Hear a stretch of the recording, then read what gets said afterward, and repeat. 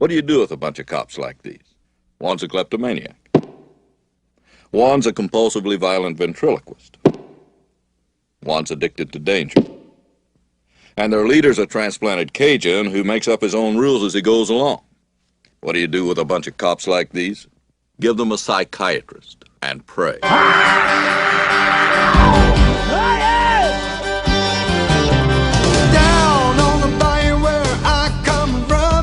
Everybody's different, I'll tell you something. Living be a problem to a man who don't run. Sleep without a mattress and a loaded gun. Back in the shadows, cotton mouth is lying. Deep in the city, lost men are dying. Look down in the water, sky is what you see. Life is kinda strange that way. Broken ain't a problem, ain't nothing near free. Cracked is nearly perfect, perfectly cracked naturally. Oh, Shelby. Over out the city where the light's supposed to shine. Everybody friendly, but they give you no time. Life ain't worth doing when you're holding the line. House I getting whiskey and muscadine wine. Back in the shadows, cotton mouth is lying. Deep in the city, lost men are dying. Look down in the water, sky is what you see. Life's just kinda strange that way. Broken ain't a problem, ain't nothing near free. Cracked is nearly perfect, perfectly cracked naturally. Oh, yeah, yeah, yeah, yeah.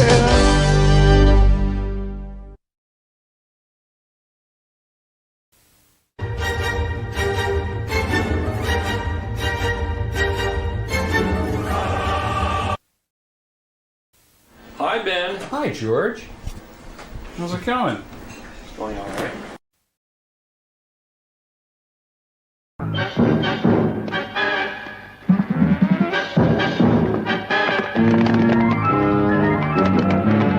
Take cover!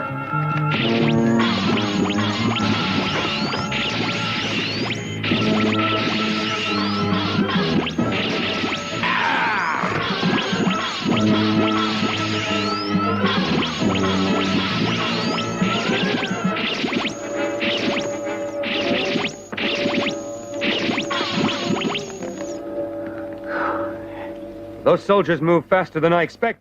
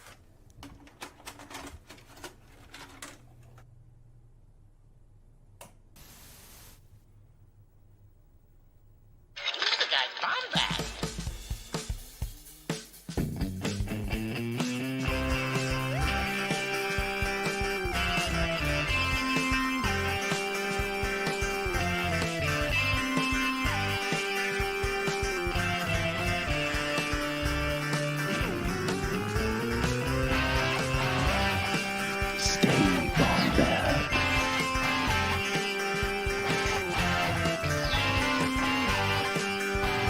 Welcome to the Bombadcast. What's going on, Bombad fam? It's me, ya boy, Scotty J-Ro. Glad to be here. We've been here for 6 years, and we've been waiting for this discussion for 10 years. That's right. Super duper excited to be here for this one.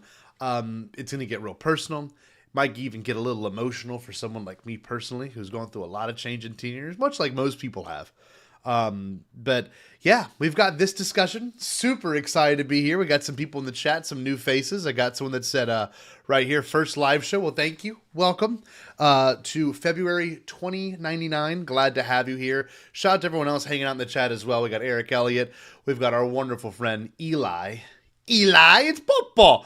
We've also got Anthony. We've got, I was seeing who would laugh. They both laughed in the back of the thing. That's good. Popo, it's Eli. So that being said, Great people here tonight. One thing we need to plug before we move on.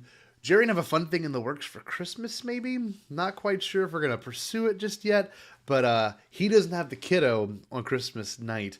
And I am, of course, single now, so I can do whatever I want on Christmas night.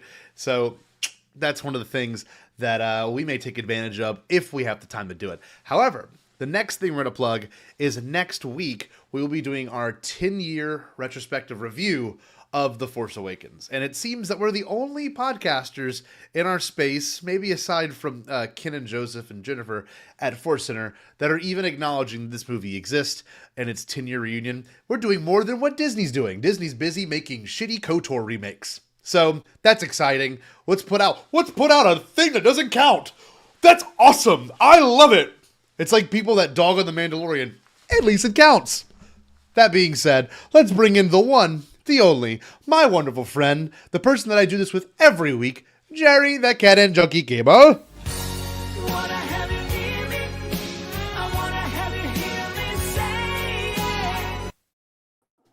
Yeah, wait, what's up, Scotty? Listen, I can't wait to go to the Force Awakens 10-year high school reunion. Oh, it's going to be so great. Can you imagine a balding Poe Dameron? Oh, yeah, it's going to be great. Like, look, he peaked in high school. We all know it's true. That's right. Guys, come on. He did. He was running drugs in high school because... Apparently, yeah. Because they're just... You look at him. Anyway, they are busy with AI, which is pretty cool. Disney has now said they're working with an AI company to release a show or something, and they can use 200 of their characters and assets, in which were listed Darth Vader, Luke Skywalker, Mickey Mouse, of course, characters from Frozen. So you can make them have sex on screen. I took that joke from Ken Knapsack. Yeah, that was a Ken Knapsack joke. I straight up stole that from him. So I'll admit that there. You see, you can make Darth Vader eat a coffee mug with 10 fingers on one hand. It's great. So it's awesome. We're doing really good. They released a trailer for a Legends video game. We're stooping low.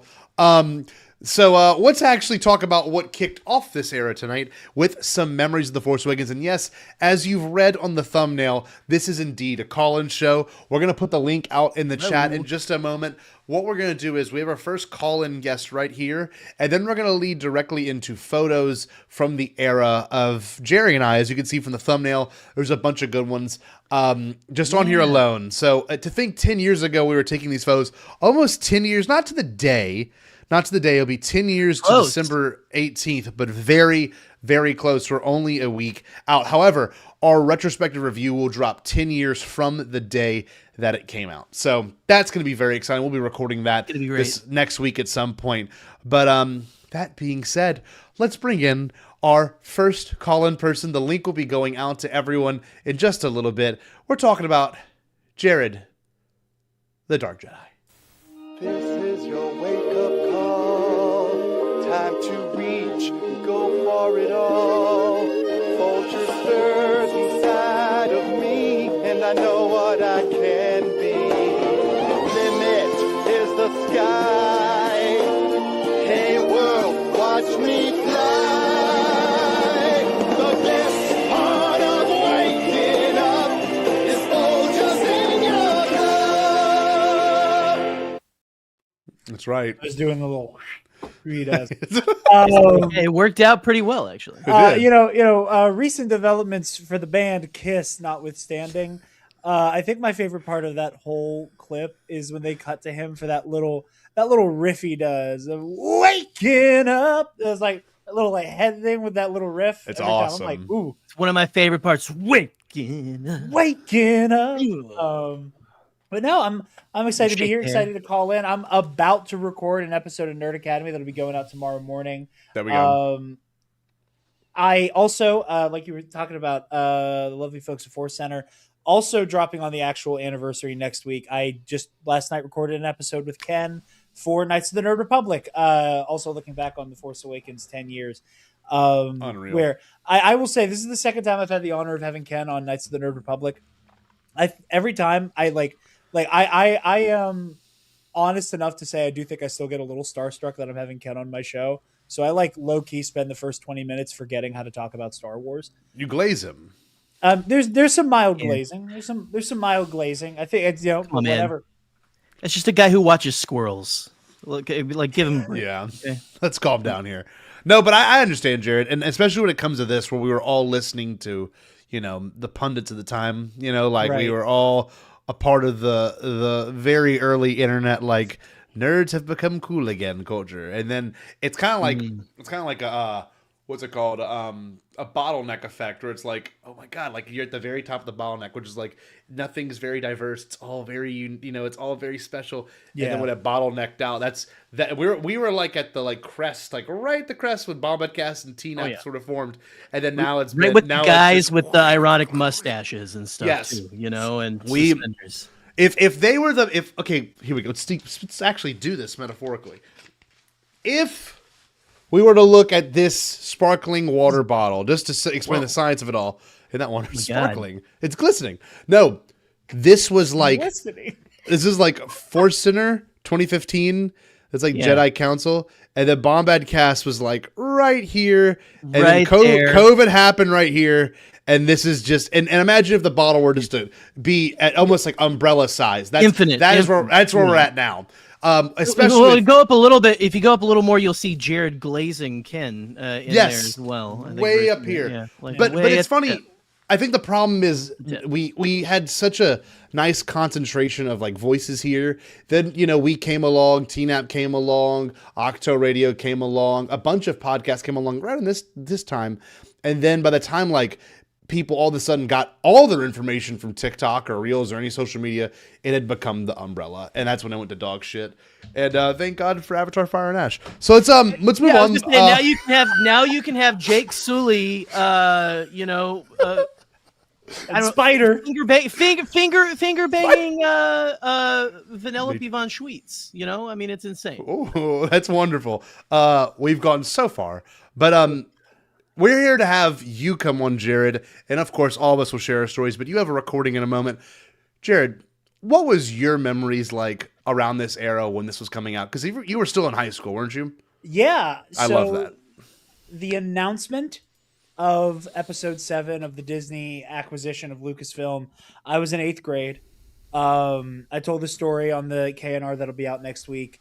The acquisition news breaks a week after, in my civics class, we had a project about the stock market where we had to monitor stocks for like 2 or 3 weeks. Oh shit! And the person who had who would have made the most money got a shit ton of bonus points. The week after the project wrapped up, the acquisition happens. One of my stocks was Disney, because I was like Marvel money, Marvel money. And I did the math, and I would have done that by magnitudes had the thing gone on a week longer. And then I was in my sophomore year of high school when, trailers are coming out, Chewie We're Home. I remember vividly, I want to say it was a Comic-Con. It wasn't San Diego because it wasn't summertime yet. There was a trip that the band and choir went on in 10th grade. And that weekend, we got the first full trailer where we saw Jakku. And like the news broke like, oh, this isn't Tatooine. This is Jakku. This is a new place, new desert world. Yeah. And all of that stuff. It was the same weekend that one of the Batman v Superman trailers leaked. And I was with a bunch of my friends, some of whom are a part of Nerd Academy. And like we spent almost this entire trip exclusively talking about like the Force Awakens trailer. And then my junior year of high school, it's such a funny memory to reflect on. This young lady I had been pining over by name of Becca. They're very like, oh, we're both friends and we both clearly like each other, but we're both too chicken shit to really do anything about it. In a very kind of like, high school romancy way, we get together and I'm like, oh, this is the greatest thing that's ever happened to me. And I'm 17. Kind of thing. Kind of hard to beat. She's a big nerd, but had never gotten into Star Wars. So we get together in like October, I want to say. Octo? What? We get it, yeah, Octo. We get together in like October, and like, okay, I have 2 months to show you Star Wars. I have 2 months to show you all 6 movies. We're doing this, and she fell in love with it, and she was super fucking into it. And just that lead up of like trying to explain like You know, like not in like a weird gatekeeping, like, oh, you're new to this, you don't get how massive this is, but on a like, I can't put into words how surreal it feels right now to know this is about to happen. Yeah. And just that being this like drum I'm beating over and over and over again, like you don't I can't put this into words. It's something I talked about with Ken, where it's like, you know, people our age, like our version of the dark times, we had the golden age of Star Wars gaming. Publishing had never been more, you know, just out of control, and how much was coming out in books and comics, and we had a whole ass, you know, animated series. Yes. You know, like our dark times was not what like someone like Ken's dark times were, right? We didn't have Tom Charlie. Get out of here, tea and crumpet boy. But either way, the movie comes out. I'm there opening night, 9 p.m. showing, and I went in my Kylo Ren cosplay. Which I have an image of. Let me get that pulled up, actually. Yes. Give me one moment. But I went in that. One of the funny things was on my way out, I was getting a lot of dirty looks, some playful jeers, very much that Tony's performance where Alex Brightman is like, you know, Adam Driver, you killed Han Solo, not cool, bro. That kind of thing. Yeah, there's me with Spencer. I got the other ones. I can't find it. I got lost in my downloads, but I do have this one. So, but yeah, so they're full Kylo Ren regalia in the theater, and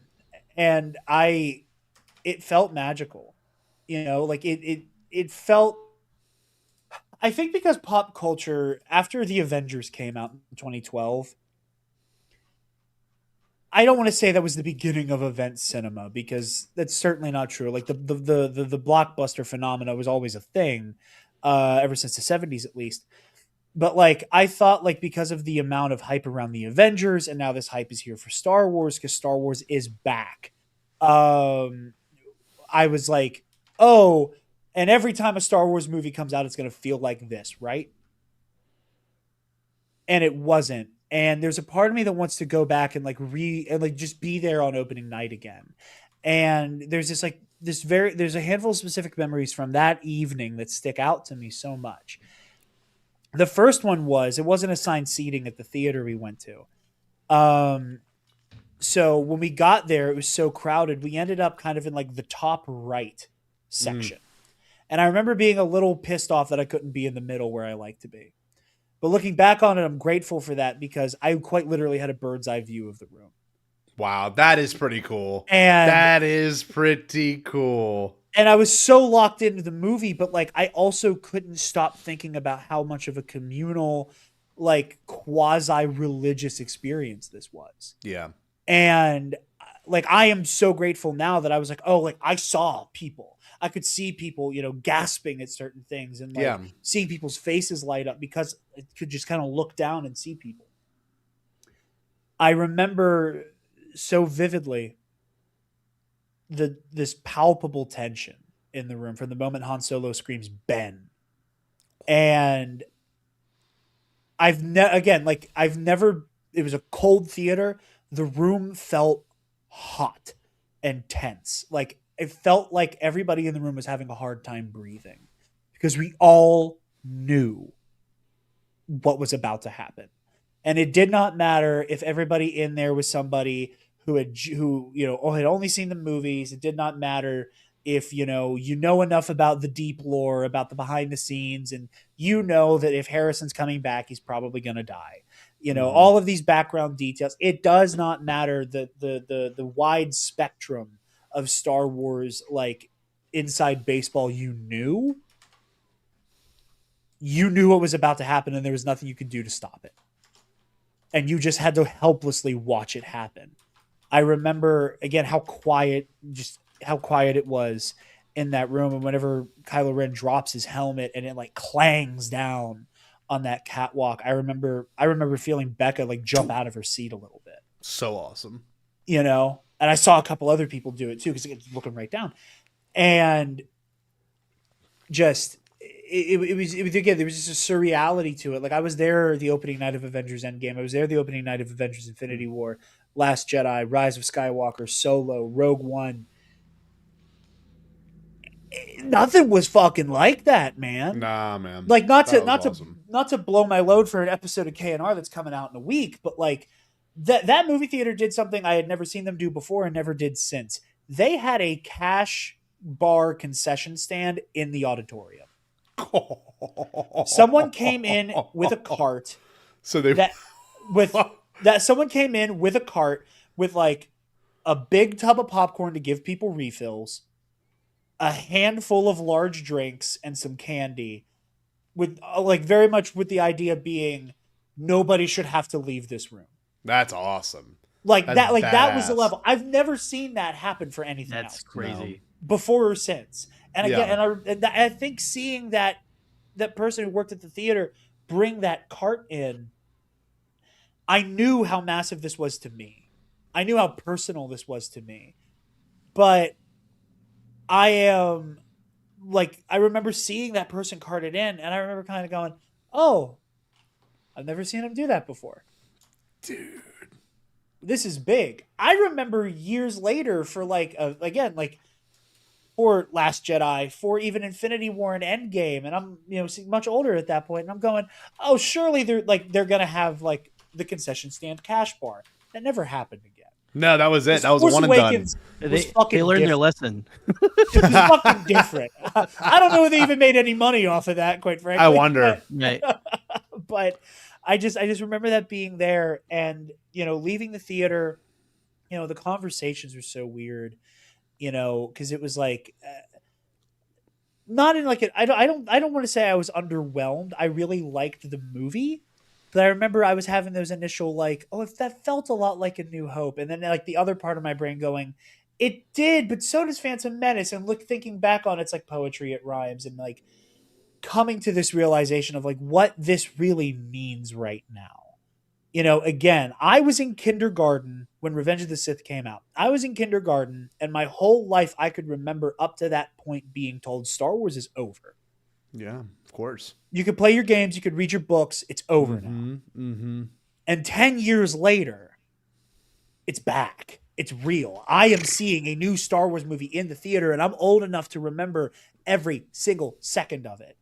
And then, again, just by happenstance, like 2 weeks later, there's a huge blizzard in good old Latrobe, and the park near my house in this wooded area, again, Becca, who I mentioned earlier, who may tune into this. I shot her a message the other night when I was watching The Force Awakens. I was like, "Hey, man, I just want to say I hope you're doing well.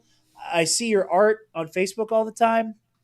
Thank you for being a part of this like watershed moment in my like Star Wars fan journey." And not only did she respond with like, "Oh, thank you for letting me be a part of it," and whatever, but she also hit me with like every single photo I didn't have of the Kylo Ren outfit. Damn. Nice. That is Like, awesome. Like That's I didn't great. say a word of, by the way, do you still have the pictures? She just went, knew. she responded, and then boom, boom, boom, boom, with us like all of the ones I did not still have. That's sick. That's wonderful. Because That is really cool. She got Yeah. it. And I remember like we went and took all those photos because like again that wooded area, it looked like Starkiller Base. There's one she edited to have like a red hue that looked like Starkiller Base was firing. Mm-hmm. And I'll shut up here in a minute and get out of your hair. The one last story, it's not a secret. I'm a big fan of the Christmas season. I'm a firm believer in Christmas magic. It's my favorite holiday of all time. The number one thing on my wish list for a month or so was I wanted the Kylo Ren Force FX Black Series saber. And my mom had done a thing several times where she knew my brother and I or my sister really wanted something. So she would straight up just be like, "Hey, we couldn't find it. I just want you to know, blah, blah, blah, blah." Sometimes that was true, and then she found it last minute, and sometimes she was full of shit and just wanted to like bottom out our expectations so that she could like fucking come off the top rope like Santa. This time she was telling the truth, and she was like, "Hey, I looked high and low for that lightsaber. I couldn't find it. I'm sorry." Damn. December 23rd. One of her regulars at the bar, because she's a bartender, she taught me everything I knew. One of her regulars reaches out and goes, "Hey," sends her a picture. This is the lightsaber your son is looking for, right? My mom got her hands on the Force FX Black Series saber the day before Christmas Eve. And Christmas morning, in my mom's words, because we were talking about it the other night, because I wanted to make sure I had the details right. My mom told me that they strategically hid the lightsaber because that box is fucking huge. Oh yeah, like it is because a like big, the boxes I are remember that. long, because the boxes Yeah. are typically long, but this one had to be super wide to accommodate Yeah. the crossguard. Right. They had hid it behind one of our Christmas trees. Wow. And my mom described it as a Christmas Story style. Incredible. And I was like, instead of me having like the Red Ryder BB gun, carbine, whatever, it was Kylo Ren's lightsaber. Yes. Yeah, you'll poke your eye out. But she was like, I wanted that to be the last thing you open because like you only, basically, there's only one Christmas the week after Star Wars comes back. And I That's remember true. opening it and freaking the fuck out. And again, the week later when that blizzard happens, my mom, because I had two Kylo Ren lightsabers. I had kind of like a more rinky-dink one is the one I'm holding in that photo. And I was like, and I remember I had the suit on. Becca was over. She was getting bundled up. And I like reached over to grab the Force FX one. And my mom was like, "You're not fucking taking that in the snow, asshole. Get the one from Walmart. Get the That's one right. from Walmart, and your little girlfriend can edit in a lightsaber blade and make it look cool. You're not taking that thing in the snow." Yeah. But yeah, just that like 3-week period. I think I saw The Force Awakens 8 times in theaters. We're the same, dude. Same I number. was a lunatic about it because I went to see it opening night. I think I went back to see it either that Friday or that Saturday. And then like the half day of school before Christmas break, I was like, I'm going to see it again, and I'm seeing it with all my friends. And Spencer and Joel, all people that I do Nerd Academy with now. I was just, it was just so magical.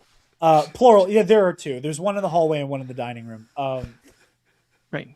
This shit isn't a joke Hall to me. tree in I the need you guys to dining room. understand. Christmas is not a joke in the Bachman Stubbs No. household. This shit's an extreme sport. But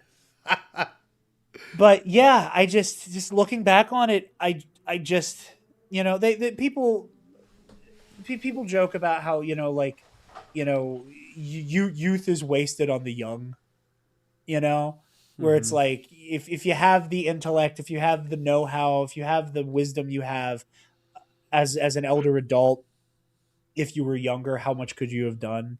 Yeah. And I have this moment now where it's like me as like a fully formed adult. I'm like, I want to do this again with this like deeper understanding I have of Star Wars, that like, that this was, I think it truly was the beginning of me transitioning from this is a like fictional historiography I know front to back. Yeah. To it's that, but it's also this really rich, mythical allegory, and like just I wish I could experience that again and like fully appreciate those things that began to finally click for me. Look, and not to be this guy, but that is unfortunately the difference in age, because I don't know what Jerry's was like in that sense. But I was 20, and like I was done with high school. Like my brain wasn't occupied with so much, because there's always just stuff going on in high school, and like things do. And I was in college, and of course I was with Katie at the time, and like everything, it was like one of those periods where like, this sounds messed up, but like no one had died yet. You know what I mean? Like it was like all my grandparents were still there, and no, we that all totally went. makes sense. Because, you know like, what I mean? Like the world, there's a like the world is green. still magical. Yes, just the world, yes. like it's still mystical. Like yes, like the phrase demystifying. Like the world doesn't feel clinical or real yet. Like there's a world happening around you. You get to experience it. You're not in it yet. Yeah. Well, not to mention that at that time, just in the world, it was like the last type. A lot of people still believed in hope and Yeah. stuff back then, you know. It was the And, tail yeah. end of the Obama administration. And not that that's a real big indicator of great things, because obviously bad things happened during his presidency. Right. But we were on the precipice of like things really going to shit in like the most real way possible. Like it's weird to think we were only 5 years away from a global pandemic that would really change everyone's lives for about a year. You know, like Yeah. like it was, and not even to add politics into it, but just world things in general, right? Like this was Yeah. the return of a thing that we all very much liked, and it would hopefully bring new people in. And I'll say it here, and I'll say it forever, but like it worked. Like Yeah. I don't care what everyone thinks and thinks now. Like the fatigue. Oh, I don't love. Andor's the only good thing that they've ever done. I'm like, Yeah. no one was saying this in 2015. Everyone loved this movie. I didn't know a single person that disliked it. Maybe they didn't agree with how they handled it, but no one I knew, and no one I think ever. I'd be shocked to hear someone like, yeah, I hated every aspect of it. Well, I'm like, well, you dislike the best acted Star Wars movie of all time. What else could you ask for? Like, I like had one friend. I had Who just one hated it. friend who was my Star Wars friend who was like, "It's a new, yeah, it was a New Hope. It's this, this." And Yeah. he like after he had to wait for me to see it, and then he like had to call me to Yep. talk about that. And yeah, it was I can't wait till we do this for all of this for The Last Jedi in a couple years, Cool. because like I have such a fun story about like a hour and a half long phone call I had to have with Spencer Yeah. after he saw the movie, because he was That's- like, I just saw this and I don't know what I'm feeling. I need to talk to you. That was Jerry and I for Tross, which is really kind of funny. We had You the know, same where it exact was thing, like yeah. it was like I need to get all this off my chest. And I was the same way. Like I had people around me who were like kind of boohooing it, and it's like, you know, the internet poisoned, irony poisoned, you know, cynicism, you know, like forced cynicism of youth, you know, where it's like either Yeah. you're wide-eyed, or because everyone around you is wide-eyed, you need to be a cynic. Yeah. And arguing about that shit, and you know, me being like, I don't think it's perfect, but like think about it this way, or arguing about Yes. how Rey can beat Kylo Ren. And that's a whole part of the episode of KNR where I'm like, you know, like forget myth, forget all of this, like logistically Yeah. this makes perfect sense, and we're not going to bore you with that, but No. this time is just so special. And you know, I truly wish Lucasfilm and Disney were doing more for it, instead of, you know, this just destroying the legendary IP with this AI garbage and, you know, the uwu bestie bullshit. You know, it really is upsetting, you know. And I don't want to like this isn't me shitting on Avatar. This isn't me shitting on Avatar. I regret the timing of Fire and Ash's release. Because Yeah, I kind of think- feel that too. I frankly. think if Disney had an opening here, that they wouldn't be splitting the difference between, here's a movie that we need to make like 18 quintillion fucking dollars, like Yeah. all of these do somehow. Yep. and they will. And they will. We can't re-release a 'Cause it's Star great. Wars movie. You know, like there's a part of me that almost wishes Fire and Ash was a January or a November release. Well, the frustrating could thing, sneak the Force frustrating Awakens thing in. is, this is where I have my frustrations. It's like you gave Revenge of the Sith its 20th, which is fair. I understand that. They could have very well done an October or a September for this one. Like you still could have. You didn't have. You know what I mean? Like it wasn't impossible, right? But I agree with you, and we got to keep this thing moving, Jared. I love you. Thank you for coming on. If you want to plug anything real quick, you're more than welcome to. We'll send the call in and just link out in just a moment. Jerry and I are going to look at some photos of our own in just a moment as well. So Yes. anything you want to say? My wonderful friend? Yeah. First of all, thank you for having me. Obviously check out Nerd Academy Podcast. We have our MCU rewatch show, the Doomsday, happening right now. I believe the next episode coming out on the main feed on Monday is going to be our Guardians of the Galaxy episode with Eli from In a Galaxy, coming up. Speaking of that week, Tuesday is the big Epic Confrontation Singles Championship match between, you know, I'll step out of kayfabe for a minute and say, between our dear friends Michael McDonald and Diaz, out of kayfabe, I think this is going to be a hell of a match. I think it's going to be one of the most entertaining things that Eli's ever put on. So Nerd Academy Epic Confrontations next Tuesday at 9 p.m. Eastern. And Pro Noob on the Mitch 692 channel. We're watching Attack on Titan and Luminous Odyssey, the Star Wars RPG, on Michael's channel on all remaining systems. So that's my plethora of plugs. Man, happy holidays, Merry Christmas, and happy birthday, Force Awakens. Goddamn. I love you. Stay Holidays. bombad. Stay bombad. Bye, bitch. Okay, so Yeah. he talked a Oh, yeah. while. He talked a while. I'm just kidding. That's why we want him here. That's look at that time. What the age? So Jerry, let's start off with your memories first. I got your photos queued up. So Jerry, Oh, perfect. obviously you and I did not know each other. We got to preface that. Jerry No. and I did not meet till Yeah. 4 years after this, essentially. Really 3. Till the lead up to Rise of Skywalker. That's right. We were there for the first It was trailer Chicago. together. It was 2019 Chicago when we met finally. Yes, but the thing is, you and I in some way were connected, even if we didn't know it. Right. You know, like there's just something to be said about where we both at. You know, where we were at with our lives and everything. And I'll show this first photo. Jerry sent some just a few moments ago of Right. stuff. So let's talk about this. What are we looking at here? So these were the first 2 Black Series and I used to really be more into collecting the Black Series before I had to take out a second mortgage to buy any. And Yep. so these were the first 2 that I got from Force Friday, right? I got a Kylo Ren and I got a Stormtrooper.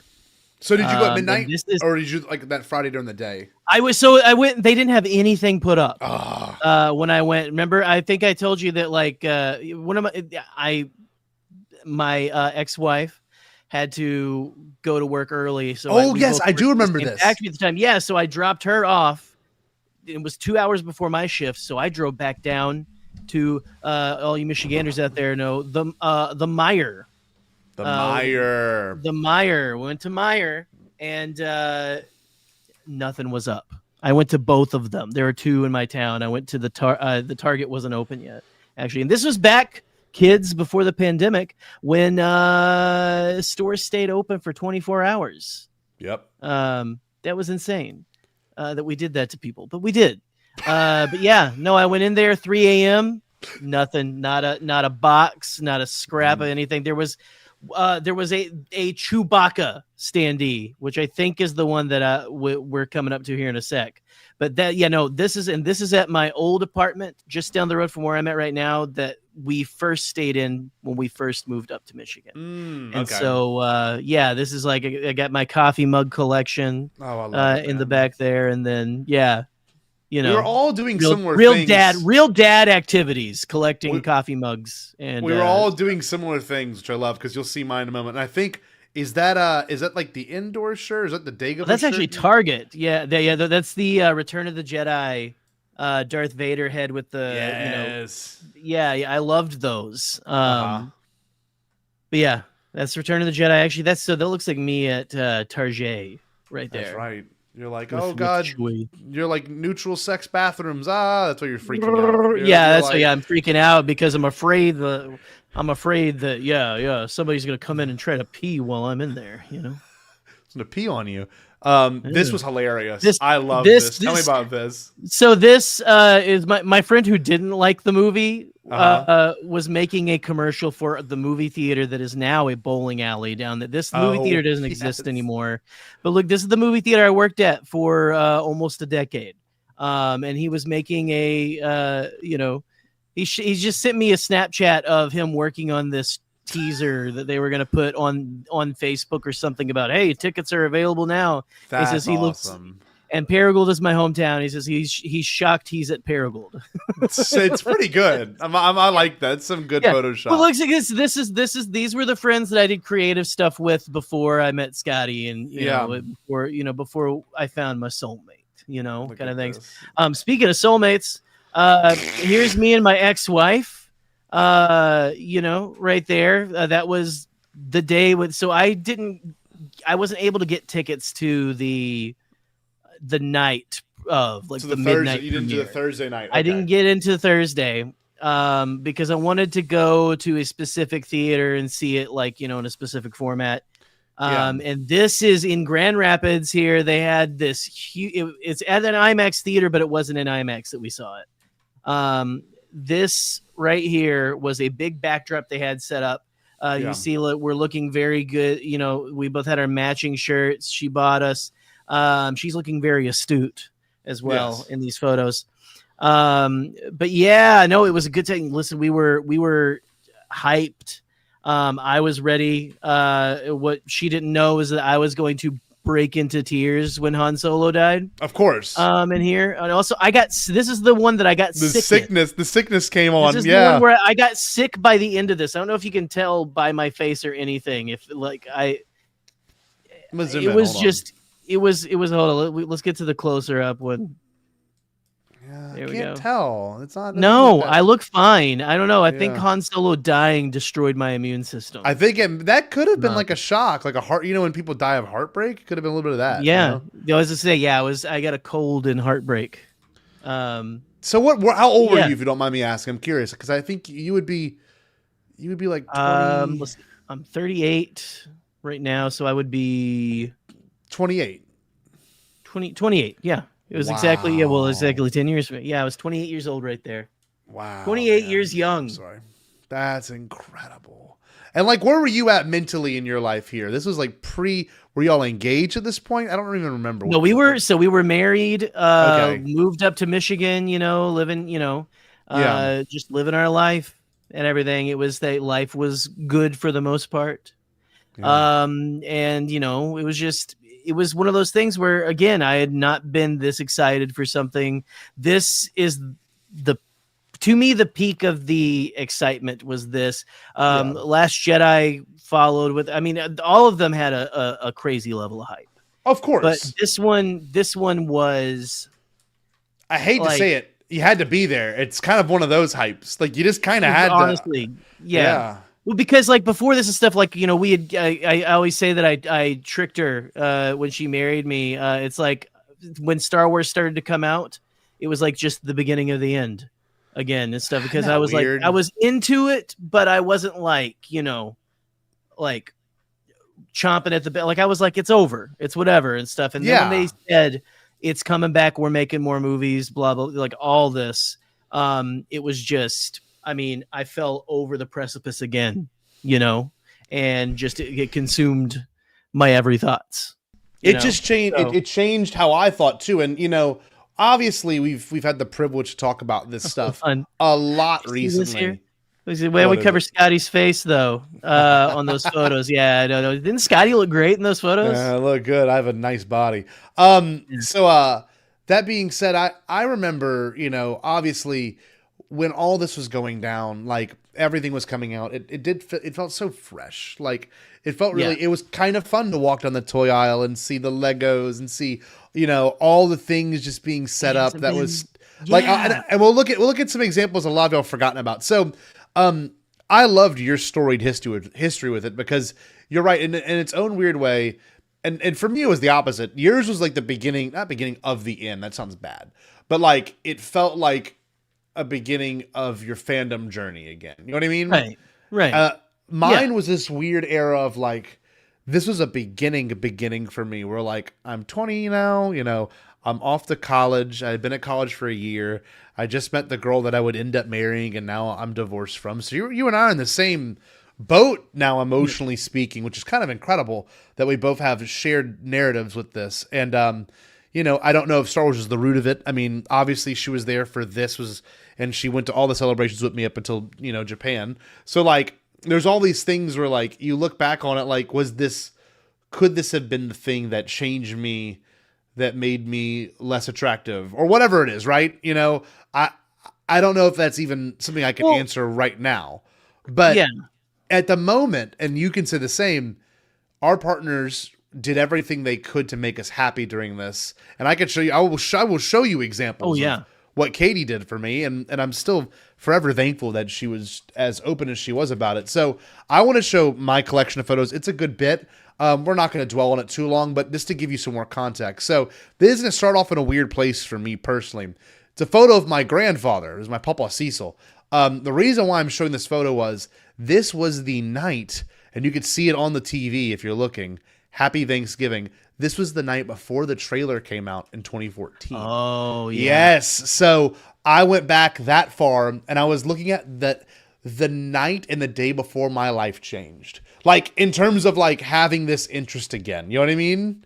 Right. So, yeah. So here's my plate. There has been an awakening, like, yes. like a lot of different levels there. Oh, yes. It's incredible. Yeah, it's a good plate. And so, look, we're taking for my liking, but... You know. It's like, well, there's Sophie. This dog's dead. My grandfather's now obviously since passed away. But like, it's those things where like things have changed. That's my stepmom. That's before she was even my stepmom. You know what I mean? That was, yeah. No. She had just became my stepmom. Just like literally months before that. Okay. There's my dad. There's my cousin Taylor, who has since passed away, and my grandmother, who has since passed away. So it's weird to look at this and be like, you know, all these things had changed, and he was actually getting cancer treatment at MD Anderson at the time. So this plays a lot into the story later, which will make more sense. So obviously the trailer comes out. This is now in April. So I am now taking photos from the Anaheim Convention Center, which you and I, if you really think about it, when we did those videos, Jerry, it was in the same exact area almost 7 years later. Do you remember that little area where we did the Bandai giveaway? That's the same brick. That's the same brick wall right there, and those are the same poles. Goodness, look at that. Isn't that really weird to think like all these years later, you know, where I took this photo or I saved this photo from like Twitter or something, and of course we hyped this up a few weeks ago, but the official BB-8 rollout. So these are all saved from my photo album from that era, right? You know, so this was like the first looks at everything back in April. And this is the first time I saw the actual poster in the theater right there. This was May 22nd, 2015. This very well could have been the first time Katie and I ever went to saw a movie together. We went and saw Tomorrowland. So I probably saw that going into Tomorrowland with Katie, which is so crazy. I saw that poster. We were on like I think we went on a beach vacation before we moved up here because we wouldn't be near the Gulf anymore. Gulf Shores. Oh, yes. Even weirder. Even weirder. Well, we intersect and weave. We gotta make it there someday. Me and you. I think we really could pull it off this summer. I think we can make something work. We'll work it out. We'll work it out. Yeah. But anyway, you guys are invited. I don't. Have we sent the link in the chat yet? I've got it right here. Not yet. Okay. Yes, you can do it. You're more than welcome to. You can send the link in the chat if anyone wants to join us. You just got to make sure you copy and paste it into your tab browser or wherever you want to join from, and we'll gladly bring you on in a little bit. We're going to keep sharing. Yeah, Nick. I don't know, Nick in Gulf Shores.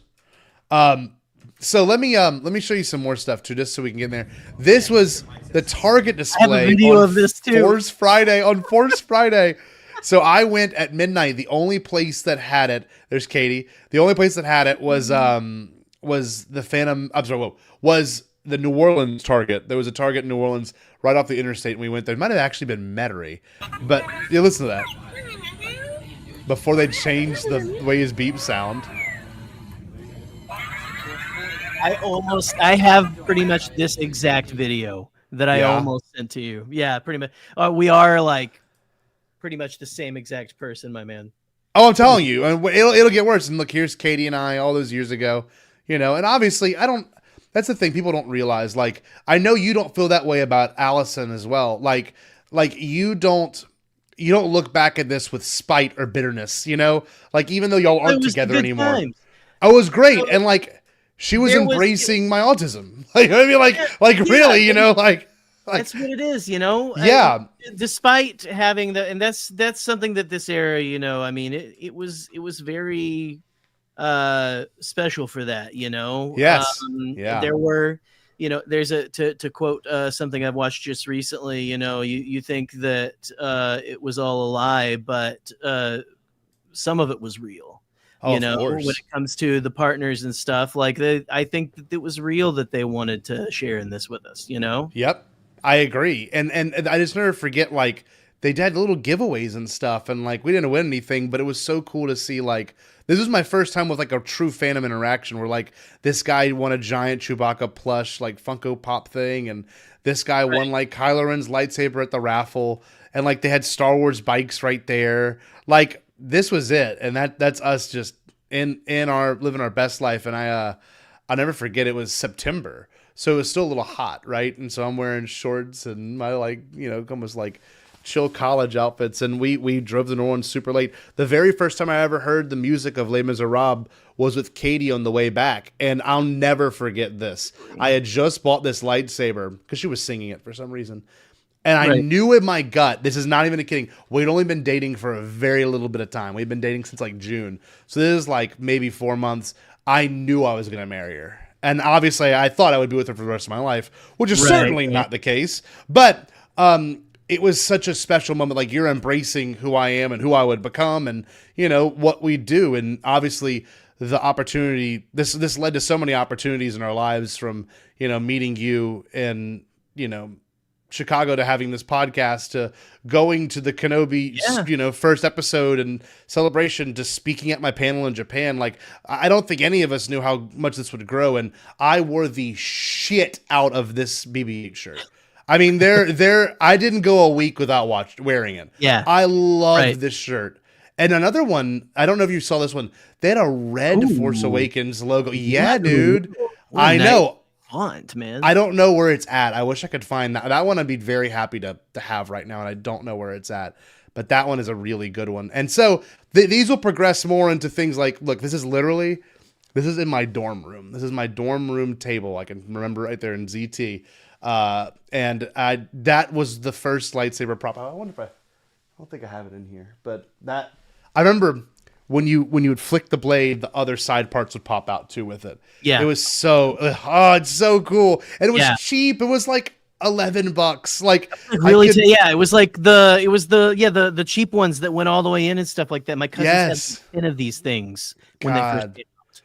And look, here's the anxiety of buying those tickets. I don't think this was opening night technically. This is Fandango. At like 2 a.m. I was up. I set an alarm, and I had to still get up even early, like or pretty much after that, and go to work at a factory and stuff like that. But I got up in the middle of the goddamn night to get these tickets to go there, and and all I could get was the next day, right? Yep. It's insane. It sold so quick, and it was like refreshing and refreshing and refreshing. It was a feverish night. It was probably the first time that ever happened. Like, really, actually the first time that the sites crashed because of how big it was. So that weekend I saw it. This was so stupid. I saw it Thursday night, technically Friday morning, because it was 12 a.m. showing, but they had a 7 p.m. and a 9 p.m. showing. I don't know why I just didn't purchase those. And you'll see those photos in a minute. However, I saw it Saturday in the morning with my dad's side of the family, which we'll see in a second. And I saw it Saturday at 2:30 with my mom's side. So by the time that Sunday hit, and I saw it again, I saw it 4 times before that Sunday even hit. So, like, it was such a special time. It felt taking so all these bad. pictures too. Yes. I mean, look at him. This was in the Star Wars app. It was the Star Wars app. It was either that or the face. It was either that or the Facebook frame. That was a big deal whenever. That one was another one too. Yeah, but I remember had a lot of stuff in the Star Wars app. Man, the Star Wars app was key back then, man. God, what an era. Don't know why it's saved this photo. Oh, there we go. There's a picture of you and Katie. This is where it started. This is where my obsession started right here. And these are screenshots I took that night watching the premiere on my phone. This was the date was Katie and I were walking through TJ Maxx, I'm pretty sure, December 14th, and I had like wired headphones on watching this, like walking around TJ Maxx behind her. I'm like, I can't miss this. But yeah, I was taken because he hadn't talked or done anything. Yeah, literally, this is literally Marshall's. Hold on. You can actually see the timestamp. I am walking around taking screenshots at 7:56 p.m.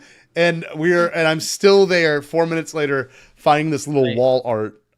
So this is a weird photo. You're gonna be like, what the hell? What is this? Looks creepy. I was working for the company my dad also works for at the time, at Christmas time, just making extra money. Okay. This is where, and I shouldn't have fucking done it. I shouldn't have done it, guys. This is where I was scrolling through Reddit, and then I saw on, like, before it had gotten flagged or taken down, I saw on Reddit, it was like, Han Solo dies. Completely gutted me. And I remember I was like, I cleaned and organized this area. That's it organized. It was a mess. Right. And I had like finished my work. I had like took my headphones out to listen to music. I'm like, I'm gonna open up Reddit real quick and just chill back here. I open it up and instantly there's like Han Solo dies. And I'll never forget like, and I think that the second caption was a hero of the rebellion or something so fucking, it was like, Yeah. did they really just ruin this? And they did. And they did. And that's okay. And I shouldn't have been on Reddit because the movie comes out 3 days later. You know what I mean? Right. It's always like right before too. Right. Yep. Yeah. I took off. You sit your ass down. Yes, exactly. I took off from work at that job on the 17th, 18th, and I think the rest was the weekend. But the reason I'm saying that is because we went to Kohl's that day, and like we just went shopping. These are some like blinged out shirts at Kohl's, and she bought me this really sweet card. I still have it. I literally still have it in my Force Awakens visual dictionary. The Guavian Death Gang, before we even knew who the hell the Guavian Death Gang was. Yeah, we were like, oh, look at this robot guy. There she is, Katie, with the Force Awakens blanket. I still have that blanket. It's still very soft. This is, of course, the night of the first episode, of the movie. I was so hyped. That's my Qui-Gon Jinn blade, essentially, from childhood. And that's me and my mom, me and my stepdad, and everyone was hyped. We're doing, Roach is there, Katie's there. We're doing, it's Christmas time. Oh, it was so Coach and Roach. This is great. So obviously that night, I think I've told this story before, but I saw this with a bunch of my friends that I played music with in high school, and I love those guys, and I would tell this to their face, but we saw it, and all the reactions were very blasé. They're like, oh. Right. And everyone was that way, and it ruined my vibe so bad. So that Friday I didn't see it. Then on that Saturday I went and saw it with my dad's side of the family, and that was a amazing experience. And there's some mixed in here, but there's my cousin Chandler and my papa Cecil, which would be the last movie he sees in theaters, which is really kind of surreal to think about, because he died 6 months later, so like 7 months later. So it's just like, look at the bags. It's like they were hyping Deadpool. They had the Force Awakens AMC paper bags at that time. They didn't even have tubs. So look at that. I mean, this is everyone. So this is my papa Cecil right here. That's my cousin Chandler. My uncle Ricky with his phone in his face. That's my Aunt Anissa right there. Yes, there's Ricky. And look at the theater, y'all. I mean, this is like, let's see what time it is. This is insane. This is 8:46 in the fucking morning on a Saturday. You will never see that again. Look at that theater. 8:46 in the morning, y'all. It's just not the same anymore. You don't understand how hard it was to get tickets to this thing. Like, that's like, I was like, I was like afraid that it was going to get spoiled for me, because I was going to see it the day it came out at a matinee. Isn't that insane? It was insane. Oh, it felt so special. And like, this is back when, I don't know if y'all had theaters like this or your AMC or wherever you went to, but they had literally 2 areas of concession stands that were running. They had the front entrance, and then each wing had their own concession stand. And that is comparable to Jared's story. You would run to that wing to get your popcorn refilled real quick, or your drink filled really quick. And this is an IMAX 3D. Like, this is like the screening to go to. We're all there at, it said the time. What was it? I said 8:46 or whatever. So by the time the movie ended, it was 11:42. This is after the movie. That's me and my papa Cecil. And I'm looking college as ever. And we had a great time. And I remember we talked about how much we loved it. And this is such a special memory to me now, That's awesome. There's a photo of all of the grandkids at it as well. But keep going through these. Oh, what the hell? I didn't mean to add this. That one get there. That's sick. Oh, there's Trey. I guess I saved this. I don't know why, but I guess I saved this when he sent it to me. So there's Trey. That's kind of cool. Here's a great one. So this is that same day, 2:30 p.m. I went with my mom, my roommate at the time, Bryce, my mom, Eric, and then my stepsister, Maddie. So like, this was such a big day. And like, I remember Shazam, like the app Shazam, listening to music, you know, to tag songs, literally had like Force Awakens ads in there. A ton of apps had that. Yeah, it was everywhere. It was everywhere. I now realize we did go. The reason we went to the theater we went to is because it was IMAX. Oh, okay. IMAX. This is long before IMAX was like a hot commodity. Like, I mean, it was important. Don't get me wrong. It was pretty. It was big. It was a thing. Yeah. But it was like it. You're right in that it wasn't like now they're like optimizing shit. Now you have to see it. You're not going to see the same movie. You know, like literally. Like it's the framing will not be the same. The only scene that I know was shot for IMAX was when Poe has his X-wing moment, and the aspect ratio did change for that scene, where you know Poe's sweeping through and blasting everyone on Takodana. Right. So right.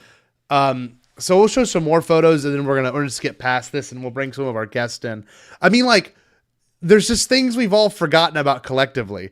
Like, this is an HP like station to get a laptop at Christmas time, and it was just Kylo Ren themed. I don't even know. Like, I don't even know there was any decals on the thing. Like, it's just, it was such a great way of marketing. There's for some reason Vader in it. Lightsabers too. Oh my goodness. Yeah, it has him like. It has him 15 times. On yes, and just TIE fighters, random TIE fighters, and Vader. No prequels. God forbid. No, we use a prequel image. Mention the prequels. They don't exist. They're terrible. None of them are made. There's bones are in the desert. All that bullshit. Yeah. Look at this, man. The limited edition, like Cover that girl. was. Oh, it's so cool. Mascara. That's me and my grandma. So. You know, she's like bedbound now, and she had a stroke like a handful of years ago, so she's not as active as she used to be. But like even then, it's just the difference, right? That's me and my cousins, and that's when I got the BB-8 Sphero, which it's so weird now because now I still use the Sphero balls at my school to teach like robotics lessons. So like. This is at my grandma's retirement. So, like, some things do stay the same and they don't change. And I'm wearing my BB-8 shirt and my Vans and my ill-fitted jeans, hugging my grandma. There it is, the little charging base. I mean, it was such a cool piece. Oh, I made this on let's see. We'll get flagged. But I remember making this Christmas night. Oh, isn't that cool? Isn't that awesome? Cool. That was so much. What a special era. I was so proud of all this. And you'll see, like, this is the card Katie gave me. That's literally, we had this framed in our house for the longest time. But, like, here's the haul. Like, I'm still 20. You still get Christmas gifts at 20, you know? You don't, yeah, people still buy you shit. I'm 30 now, and I know I'm not getting a goddamn thing. I just know it's going to be gift cards to, like, Olive Garden, and that'll be good enough for me.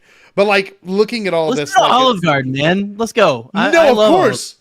Gladly. And this is what started my addiction, because I think I bought this for myself off eBay. It was the concept art portfolio. That was the thing. And, like, that was what people just got me, be it random family members, and I still have these pajama pants to this day. Look at that shit. 8-bit star. Oh, it's so cool. The portfolio, some shitty Citizen watch or something. Yeah, look at this. The socks. The BB-8 time. Yeah, that I remember that being everywhere. Every magazine cover. Person of the Year mattered. You know? Yes. Wasn't Trump for the third time. This is the first time I ever got the Blu-rays too. Because I only had the DVDs. I never had the Blu-rays. So that was always kind of cool as well. A poster, a fucking tumbler that probably got crushed in the washing machine. Look, that's what Kay. This is really sweet. She said, "Thank you for letting me be part of your galaxy." I mean, like that. They were embracing this part of it. It's really sweet. Yeah. You know, and I'm posing with all my toys and all the stuff I got. This is pretty cool. My college had I don't know how it's licensed, but it's a Southeastern themed shirt. But I mean, yeah, I'll be done with this. It's just. It's such a special time. The pajama pants. That's me, my aunt, my mom. We went and saw it. What day would this have been? This was the 29th. So this is like 10 days later. And I'm still, this is probably, screening number 7 for me. But man, enough of my memories. I just wish we could go back to, it was so optimistic. And like, I remember like feverishly scrolling through Reddit that night on like the Star Wars like discussion forums about like what everyone thought, and I never forget like someone was like, "Oh my god, the sequel! I know what the sequel's about. It's about the Rathtars and King Prana," which has never been brought up again. The King Prana. Anyway, oh, I remember because they were like, "Oh, King Piranha's going to be like the Jabba the Hutt of this." Yes, movie, 'cause he gets yes. mentioned by Han Solo, right?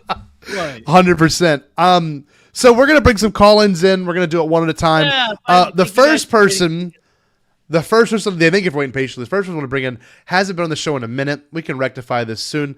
One of my favorite people, the sweet Southern gentleman that I love. He knows I'm talking about him. I think he does. He's got a nice plaid shirt on. I don't know why we're in plaid tonight. You don't have to get this formal, Nick. Glad to see you again. Let's bring Nick in real quick. It's been a minute, Nick.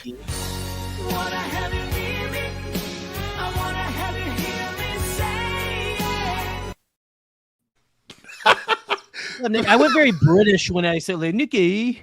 Nicky, look at him! What a stud, boys! Hey, buddy, what's happening? I got to hear your memories because I know you've got some good ones. You have. And I was thinking about this, and obviously I'm a shit ton older than both of you, and we've been kind of going for the last. Yeah, don't play Jerry. I'm closer to Nick than I am 40. Let's not play around here. I just turned 30, so yeah. I don't want to talk about it. We're done. We're done with the age part of the conversation. We'll kick you off. Yeah, we're done. We're done with the age part. Like the old days, we'll force push you, Nick. Like in the BTBD days. That's force, it. Force connect. Screw this guy. He's old. Get out of here. Yeah, but I have thought about this because obviously this anniversary has been going on, all this year, and it was such a big deal. And I think the biggest things for me, because in 2015, when this movie came out, like I had 3 of my 4 kids at that point. Like I was in full adult mode, like dealing with a different section of life than you guys were. Like it was a whole different, experience. Things were going on. The things that stood out to me and still stand out to me is the Rolling Stone magazine picture of that cast reading, that first cast reading, the black and white picture. Yes. We were looking at that and we were, on computers or whatever we were using at the time, zooming in, like, is that so-and-so? Who is that? I don't know who that just, seeing the people in it and speculating wildly because we had no idea what was going on. Like that was such a big deal to me. And then the other thing I think that just stands out for me was when the trailer dropped. I was remind me, when was the first time the trailer dropped? Was it a Sunday something? Was it a football game? It was, you're the teaser or the trailer? See, I don't remember. There was one that happened during a work day, like in the middle of the week or something, because I was go ahead, Jerry. What was it? No, I was just gonna say, was it the one where like you first see BB-8 and everything, like Finn pops into frame? That one? I think so. That was Black Friday 2014. Black Friday, my man. So then, when that dropped, I was at a meeting for work. I was the executive director of Habitat for Humanity at that point, and I was in Birmingham, Alabama, at a meeting with other Habitat directors, and like the buzz was on Twitter. This thing's coming out. It was this big deal, and I watched it in my car on my phone on Bluetooth, like connected to my Volkswagen Jetta or whatever it was that I was driving at the time, and like it was just that moment. Like I remember, like it was a rainy day. Where I was near like this bridge overpass. I don't know why that matters at all, but like the environment where I was parked in this parking lot before I had to go in this meeting and like be a professional adult and do grown up crap. I'm in my car freaking out because I get to see this trailer for this movie on my phone. And even while I'm watching it and hearing it on Bluetooth in my car, I'm also going, I'm watching on my phone. How stupid is that? But like, it was just that big of a deal because certainly as a Star Wars fan of my age, we didn't know we were going to get this. Like, well, that's how we felt about the prequels. And then we get more and, everything we'd seen about it. Like you said, you're putting these, video clips up right here of that first read through and how big of a deal that was. Like, those are the biggest things that stand out to me. I think I saw it. I wasn't at the level that you guys were, but I think I saw it 3 times the weekend it came out. I think I saw it twice on Friday and once on Saturday. And it was Star Wars. Like it felt like we were back. And that's, the biggest thing as somebody who's literally lived with, y'all have lived with it your entire life too. I've just had a longer life than you have. And so going through that and for it to come back, like it was just, magical. It was Yeah, magical, it's and magical. well, it was the fact that everyone was at different moments of their lives, all having a collective experience. That's all that really matters, you know. Like I was telling Jerry before we even started, it was like we were all going through the same shit. Like, Right. do we still like this? Like, I know we love Star Wars, but like, do we still love it? Like, will this still be as good as it was when we were kids? And I will say, after that first screening, I did feel that way. Right. And like every movie that came out after, you either felt stronger in that way or felt less in that way. And I mean, look at all of us. We still spend every Thursday night doing this shit. So I think we all still very strongly about it. Whereas I had peers and friends and even family that like kind of fell off. And that's okay, you know? And I think there's something to, like, I was at an age, certainly at that point, I had started, we didn't start this podcast until 2 years later, 2017, I think. So I wasn't doing that yet.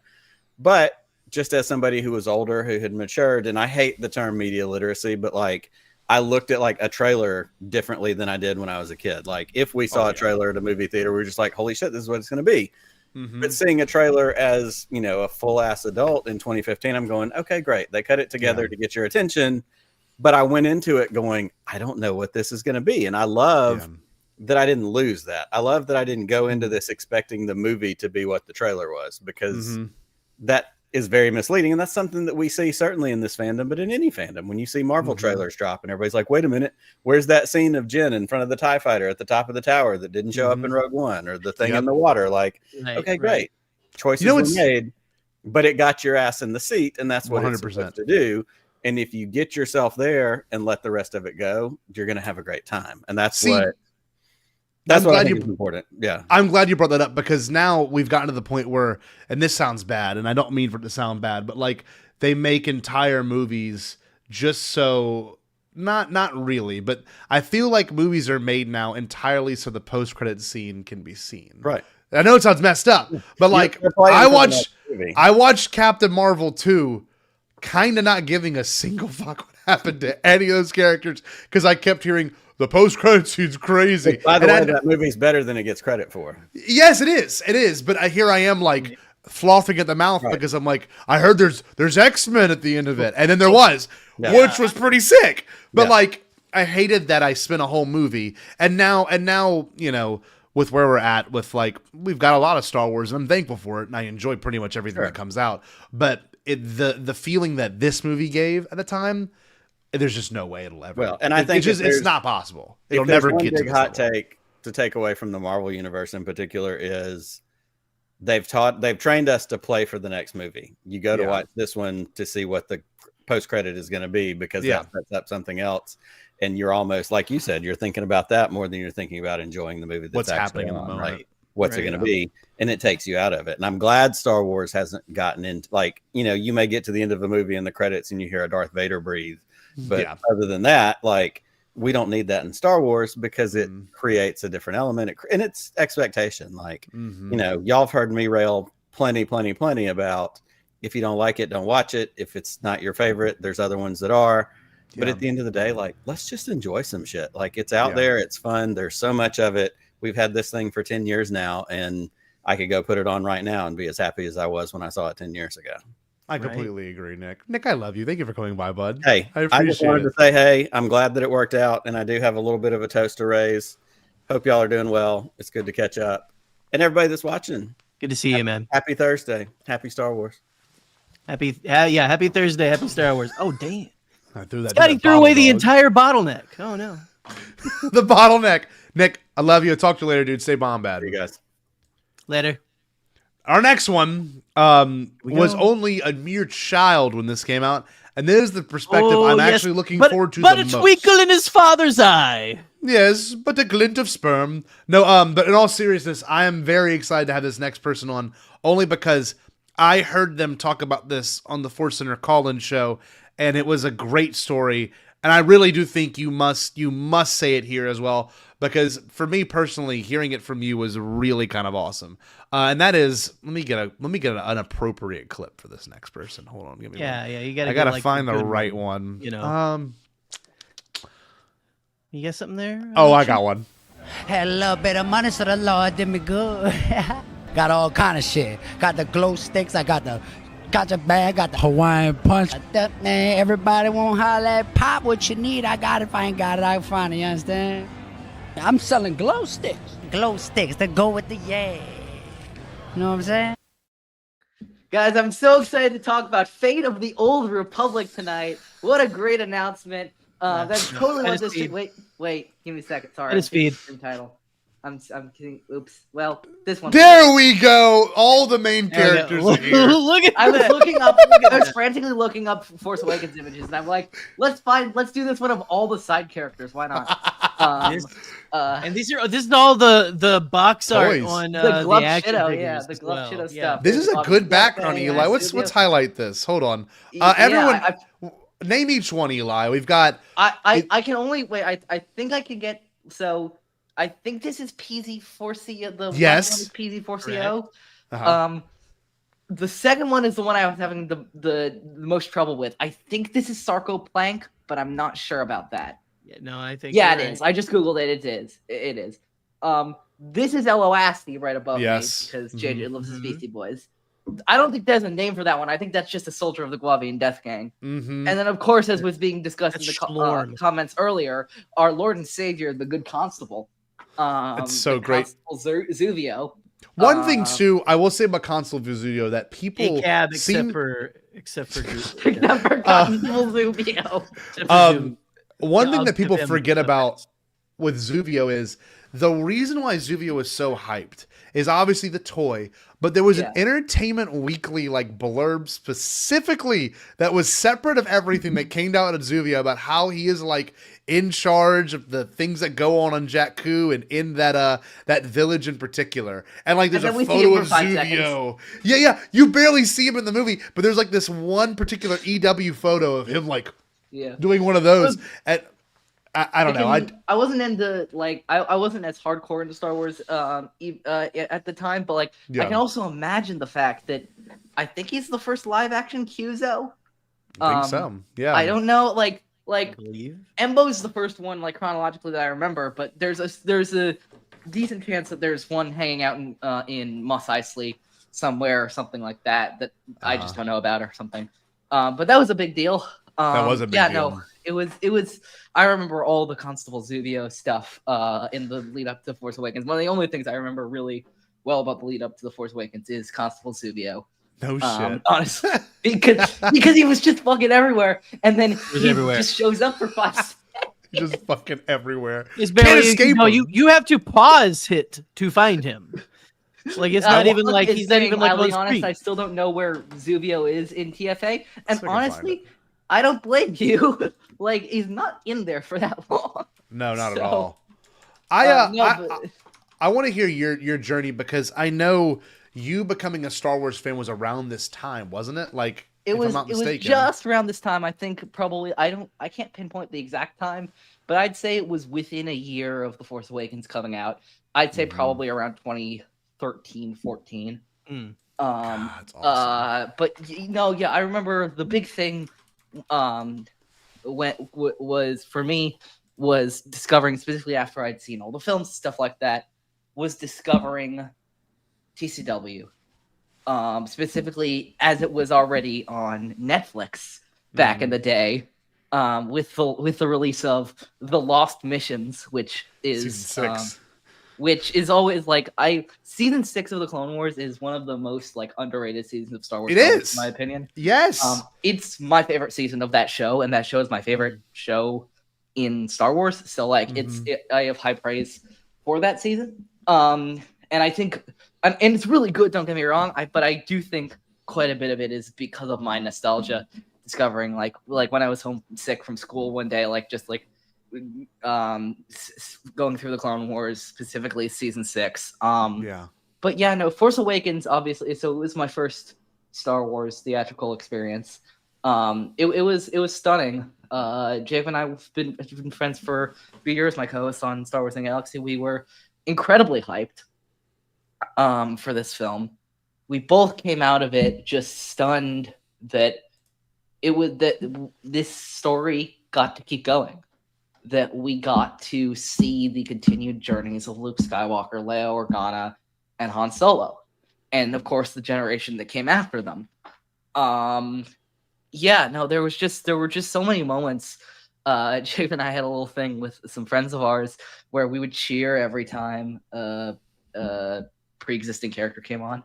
And of course, I love this. Of course, the first time that happened was the Falcon. And like that's not a character, but it felt like the Falcon is enough of a Star Wars mainstay that it felt enough like a character. So we were kind of confused. We started cheering, and then we looked at each other. And we're like, "We cheering for this?" But then as we got on, as Han and Chewie were home. As Leia and 3PO and R2D2, even in power down mode, showed up, and then the biggest cheering was, of course, the very, very end when Rey finally finds Luke on Octo. It was such a stunning moment. I think somebody else was talking about this on Force Center, on the Force Center call-in show, about like the incredibly bold choice of Star Wars goes out, the logo goes out, Episode 7, The Force Awakens. First thing we see, first bit of information about this movie, Luke Skywalker has vanished. Yep. Remember the main character of the last trilogy that's like a cultural icon? So he's gone now. Anyway. That's the thing with that movie, though, that it was the best way to have Harrison Ford be able to come back and be just the center stage the whole time.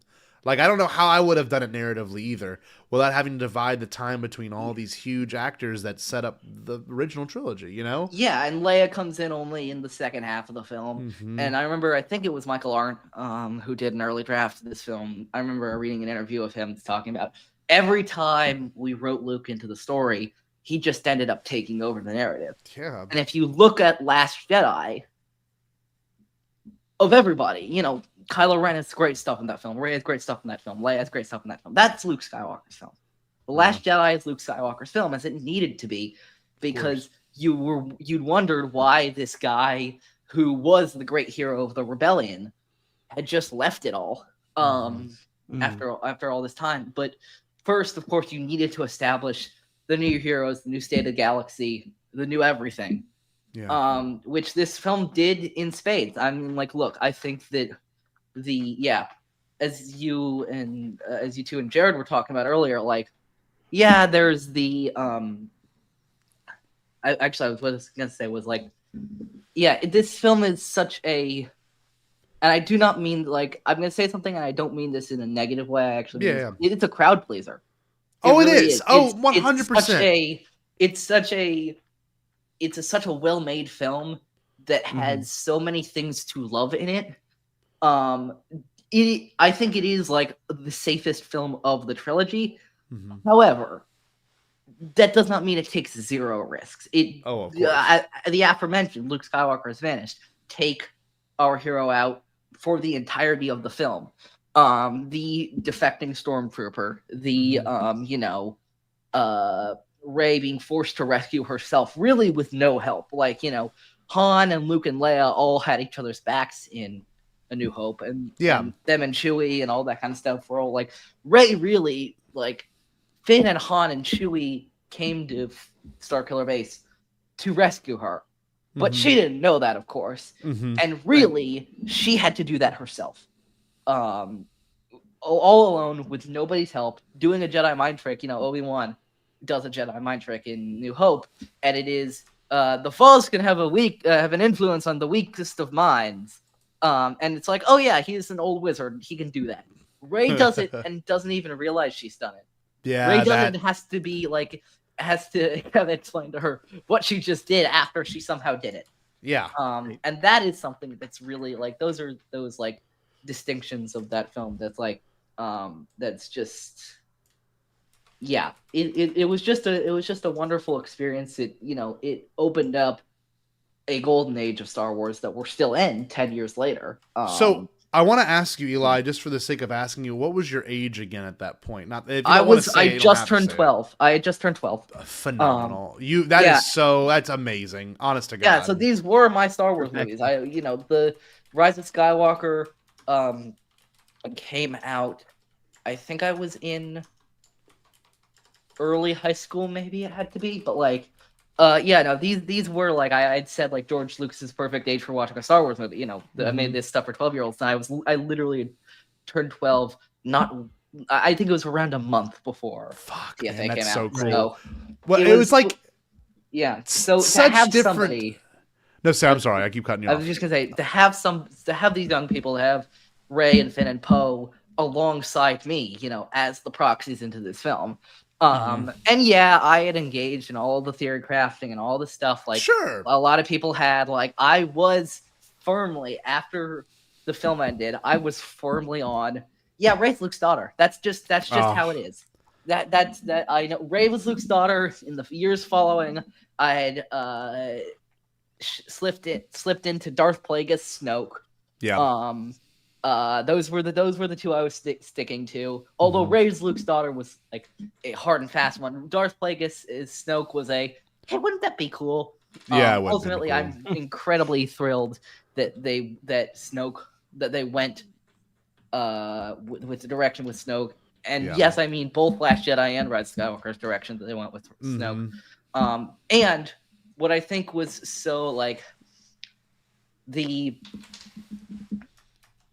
I think I was so attached to Rey as Luke's daughter because I needed that I needed that physical representation of okay, the 80s Skywalker was Luke, the 2000s Skywalker was Anakin, and now the late 2010s, late 2010s Skywalker has to be Rey. Yeah, and obviously, like symbolically, that was true.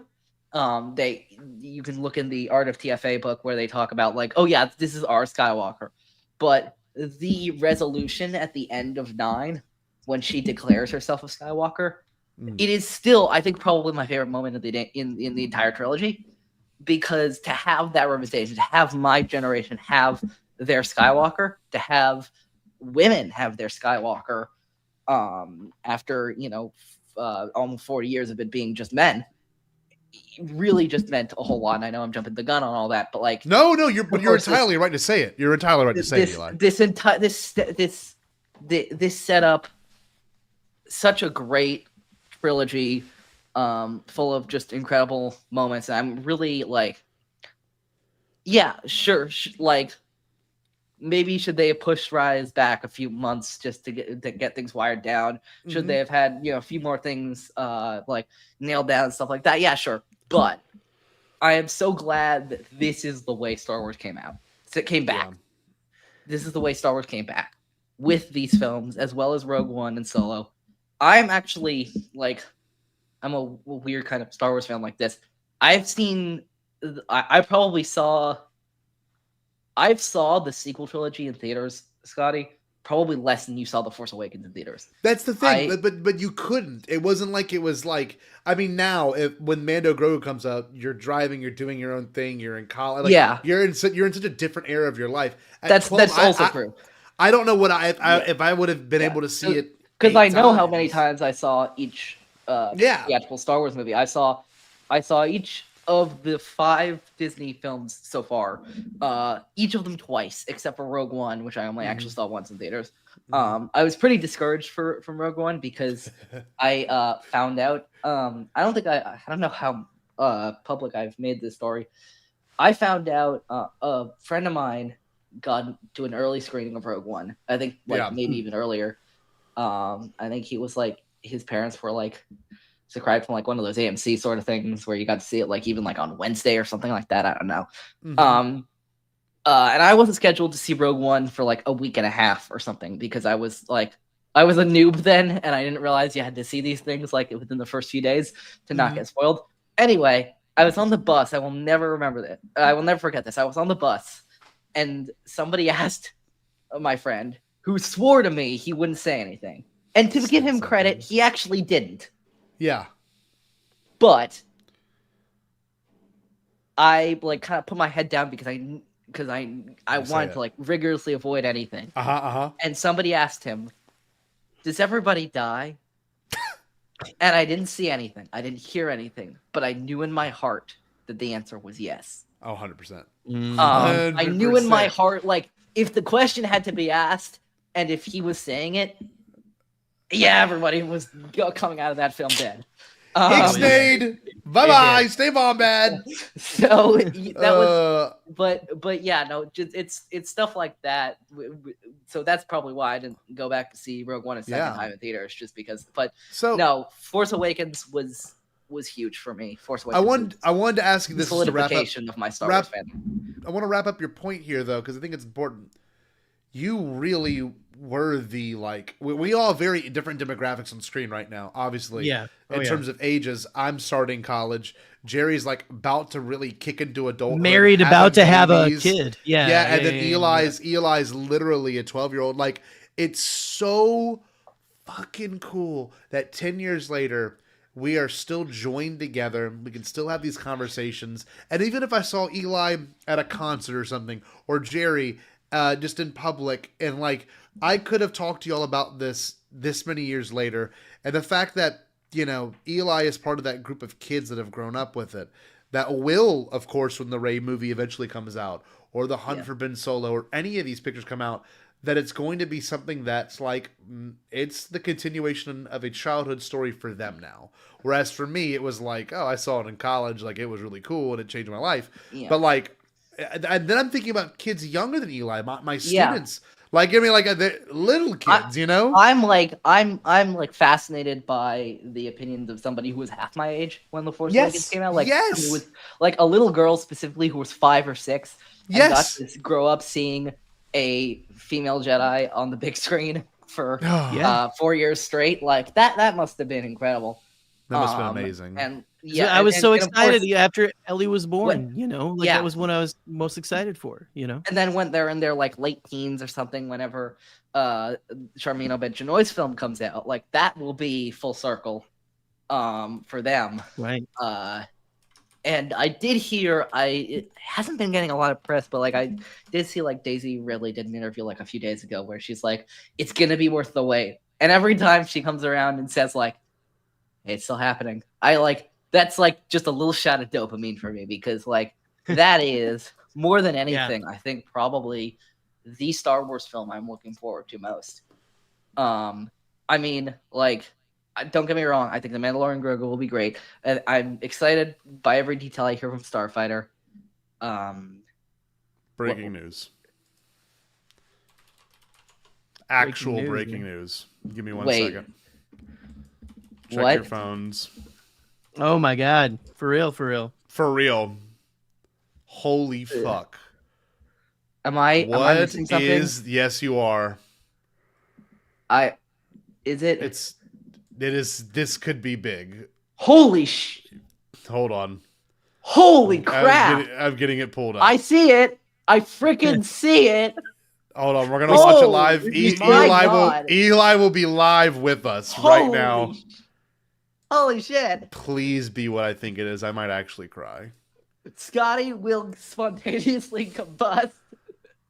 This is a real trailer that just dropped at the Video Game Awards. Oh, please look at that Star Destroyer. I want it back. Please be what I hope it is. You want it back. Please. The way it was before the Empire shut it down. Oh? Massive engines. Lightning fast. Lives on the line. Oh my god. The pilots were incredible. Best of the best. Holy shit, dude! If I hear the TIE Fighter attack team, I'm going to down. United by one beautiful dream.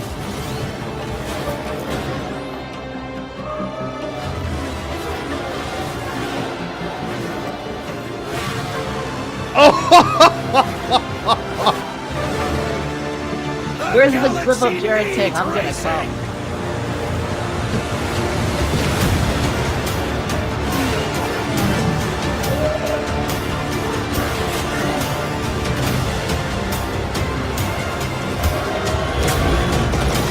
No way, dude. I love this.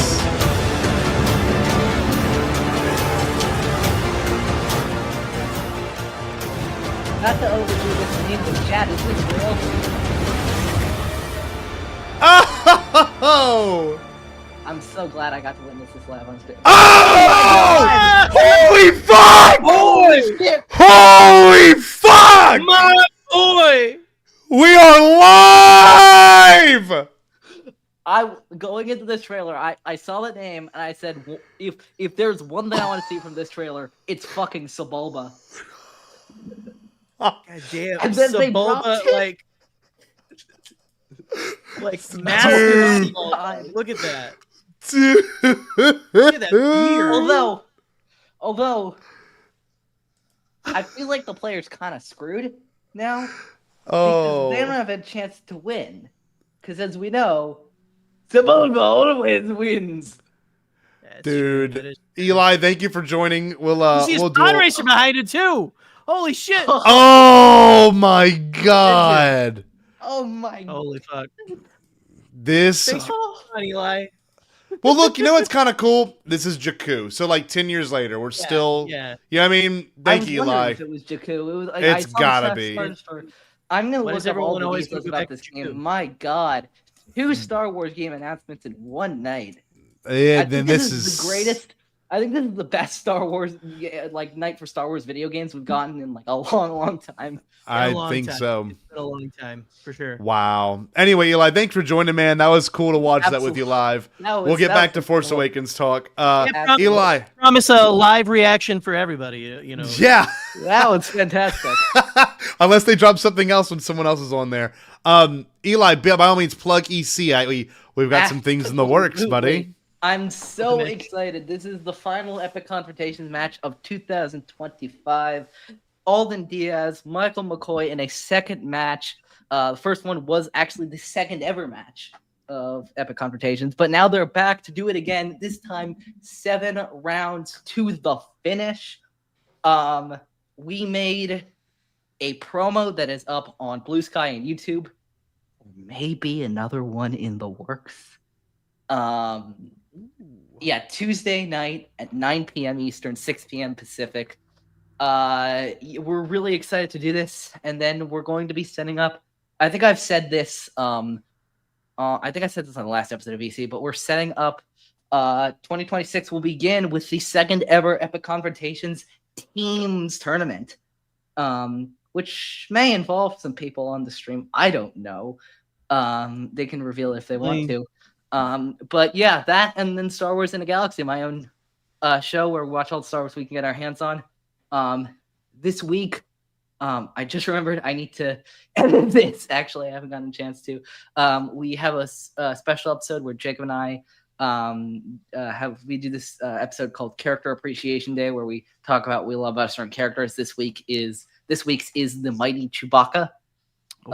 So we did a Chewbacca centric episode. And then we'll finish the year by finishing out our season on Star Wars Rebels Season 3.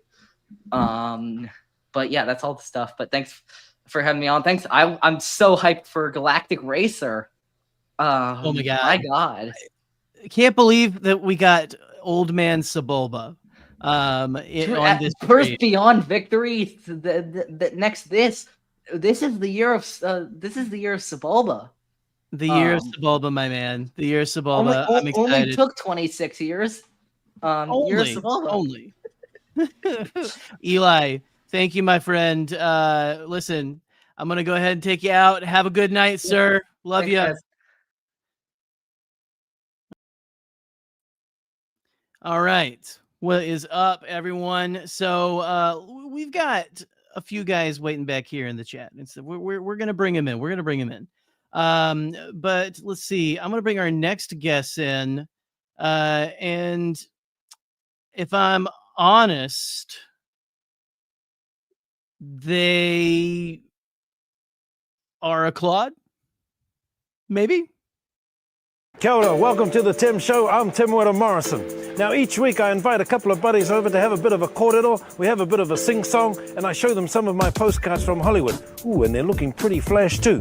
I visit the whānau in New Zealand and around the globe, and I even score some A-listers. Now, this week we've got a Tim Show special, episode 3, involvement of the Kiwis. I'm talking Star Wars. We find out how they make us clones. And I catch up with Rena Owen and talk to the producer, Rick McCullum, and talk to the big guy, George Lucas. So, lightsabers on!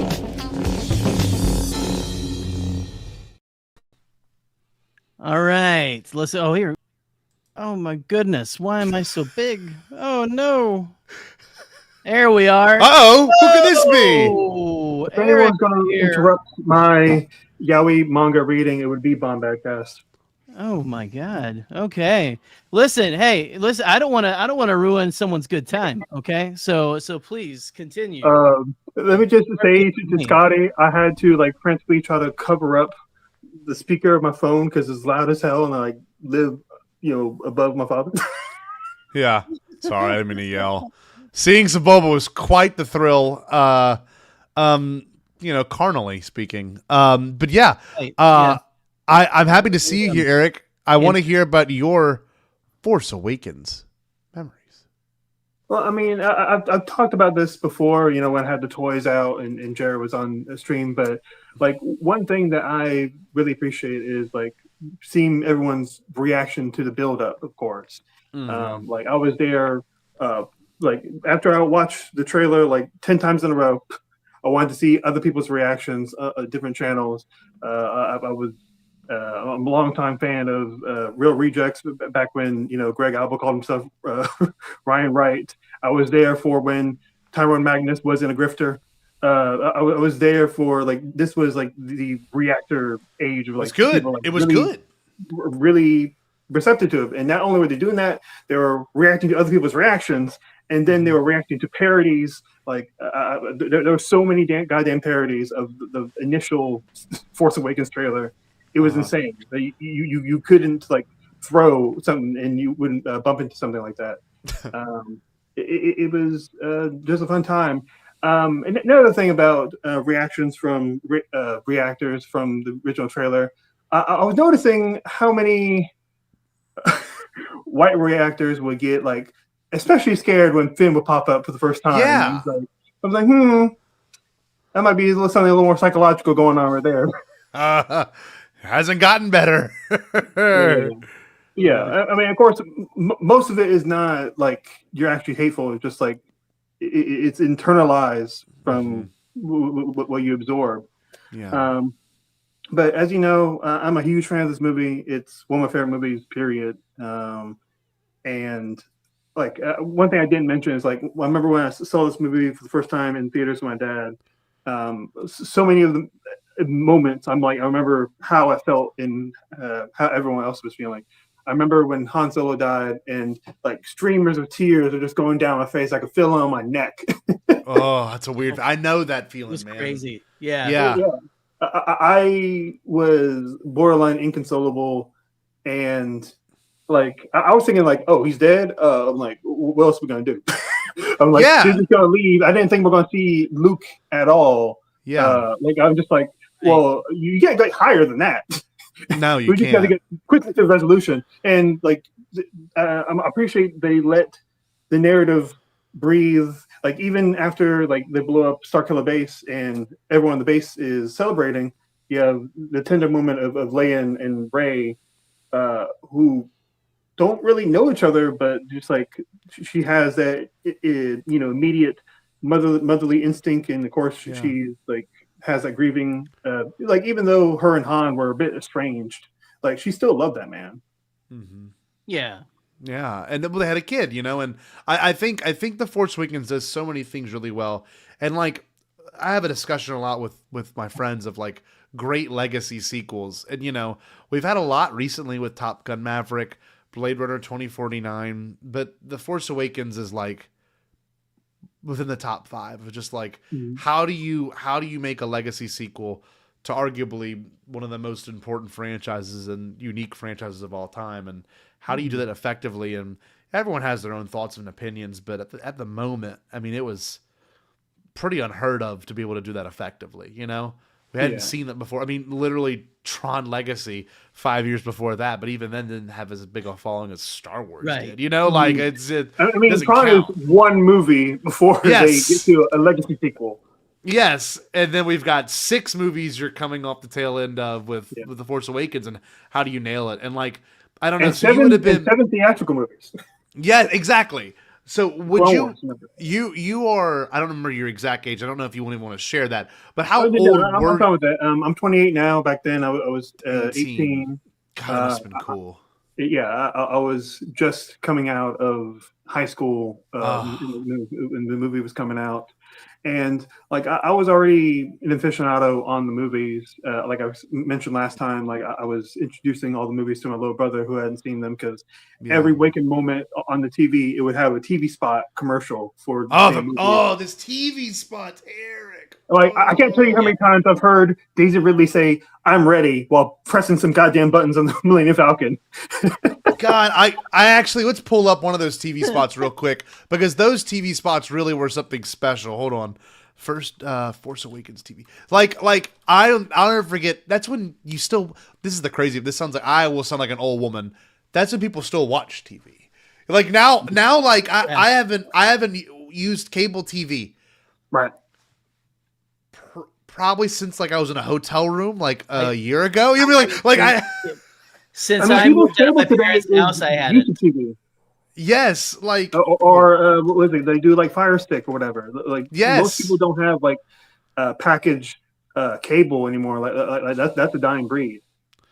God, but then it was like, and that's the thing. You can still go to like if you go to like a not like a sports bar, but any bar that's got TV and things going, like you'll still see like or you go to the country TV spots. Yeah, but like here's the first TV spot. Like this is the original I have one. lived long enough to see the same eyes in different people. I see your eyes. I know your eyes. That shot's not even in the movie. Wow. Follow me. Neither is that one. Hold on. Okay, this shot is not as long in the movie. Which one are you talking about? Watch. This one is not as long in the movie. It's not that long. It's a little bit shorter. The other shot that's 100% not in the movie is, I love this one's in the movie. I love that shot. That one's in it. I don't think this shot is in it at all. Right before she hits them? Yes, I don't think. Maybe the hit is in there. No, it's not. The hit is, but this shot right before she hits him is certainly not in it. Because I think you see the whole thing of BB-8 over the net. She goes and checks him, pulls him out, and then she beats the shit out of this guy. Right. I don't think that shot's. And the other shot I was freaking out about was this. It's not as long. I know it's not as long. This is before she reaches to go grab Finn. This is long. I think. I don't know. Maybe that's not it. Maybe that's her looking at BB-8. This is totally not in the movie, though. That exact shot. Yeah, that's not in the movie now. So, like that's the thing. We were doing this 10 fucking years ago, and we're still doing it now. Like like some things just don't change, you know? Like I love these TV spots because they did have the like you're in between watching something on TV and just these little beautiful snippets of the movie would pop up, and you can speculate on them. We have these shots that don't show up in the movie at all, not even the deleted scene package. Yes, you know, maybe we should bring back the Abrams cut before Force Awakens. Another one I remember. I don't know if you remember this one, Eric, but they had the international trailer that was like had all the Chinese, or maybe it was kanji, but like it was all the writing at the bottom of it that like it was just. I remember watching this and thinking like, oh, Star Wars is so much more international than I give it credit for. And like, I'm glad you brought the TV spots. I had honestly forgotten about how good these TV spots were. They were really remarkable. Yeah, there it is. Oh, Jesus. What a time to be alive. Man, I miss this. Will stand in our way. I will finish what you started. Do you ever any other memories you want to share around this, Eric, before we move on to the next set of people? I mean, I remember, my dad had already seen the movie when he took me, and like we would go outside, and he kept every time we would go see the movie again, because I think in total I saw it 5 times in theaters. Yeah, my dad would keep joking around saying that he's gonna go to the parking lot and shout, "Han Solo is dead!" Man, it affected all of us. It really did. Oh yeah. But yeah, With like the- I mean, that's a real good Into move, my especially in the clothes first like week. the Bible. Yep. No, I love that, Eric. I love that, you know, again, I said this earlier when Nick was on, but like we're also connected by what this era was like. That I feel like now, you know, with all these other things that have came out, like it won't be as universal. You know what I mean? Like Yeah, maybe you didn't like I was Ahsoka. already a lover of Star Wars, but like this starting off with this movie in the Disney era of films, like made me like obsessive, like Of truly course. obsessive. Like, Yeah. I was already one of the kids that had all the toys, but I wasn't even trying to get into all the lore up until like maybe around Last Jedi came out. I was like, oh, what's going on with those caretakers? I want to know more about them. Yeah. That's when it got deeper. I feel that. I totally feel that. Well, thank you, Eric. I appreciate you coming on. By all means, plug what you got going on with Honest to Claw, dude. We got to get Jared on the show, man. What are we doing? Jared's got to go. Somehow, I send out a Instagram DM to Jared or Eli, and nothing happens. I try to hit him up on Facebook. They're just like, "Oh, you're here." Like, God damn it! I contacted you 3 months ago. But anyway, check out Honest Claude. I got a recent video with a cosplayer. I had some fun, and I don't want to eat up more of your time. Have a good night. Oh, Eric, we're glad to have you here, man. We'll come back and have you on Bombadcast proper to talk. It's been awesome, and we'll look at your art again. So, thanks for coming by, Eric. And if I'm not here for the discussion on Last Jedi, like y'all have failed as far as the 10th anniversary. We will have you. We will have you for that, guaranteed. 2 years from now, okay? Yeah, I'm like, it could be a situation. I'm like, Eric, your grandma's sick, and she's like, I gotta talk. I gotta talk for like 10 minutes on this podcast. Have Jesus. to. Hey, Have to. hey, there you go. Eric, all right, buddy. Stay Bombad, dude. Yeah. Have a good one. Okay. Our next wonderful person. Thank you, Eric, for joining. We're going to bring in our boy, Chris. Steve, you're going last. So you're going to wait a minute. So let me get a good song for Chris. Here you go, Chris. Here's that rainy day they told me about, and I laughed at the thought. There we go. There we go. That was go. a really wonderful video of you singing, Scotty. I really. Hey, you're welcome. really appreciate that. Yeah.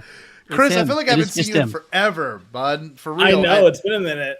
It has been a minute. Maybe since Claire's wedding? Probably. Maybe. Chris has been popping onto Hyperfocus, you know. Yes, I did see that. And so, yeah. Man, the last time I saw Chris, my nuts were hurting because Charlie punched them. Isn't that wonderful? Well, yeah, that was Charlie. My eye was hurting because Charlie whipped me in the eye with his tie.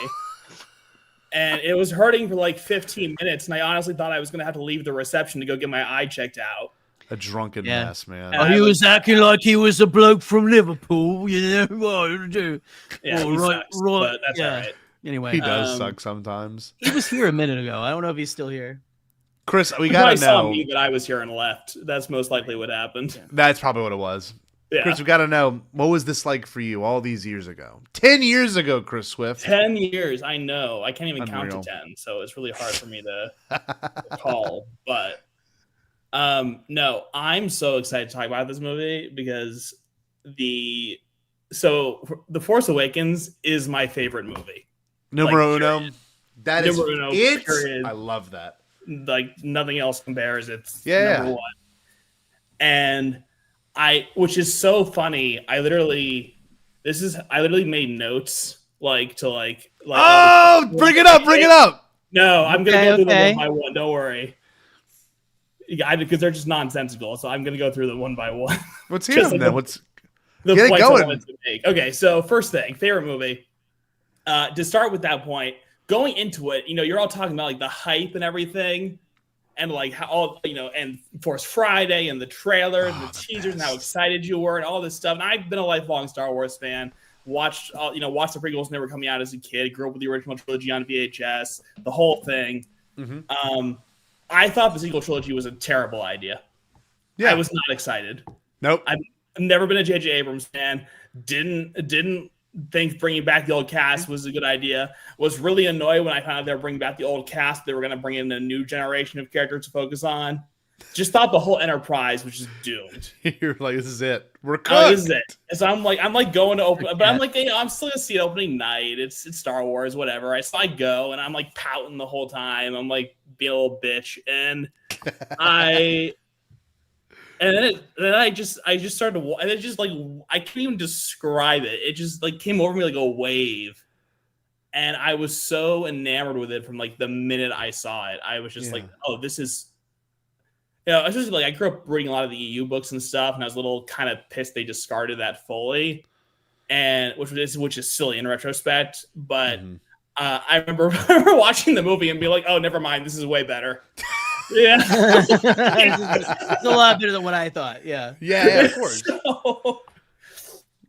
But like the King Piranha. Yeah, the King Piranha.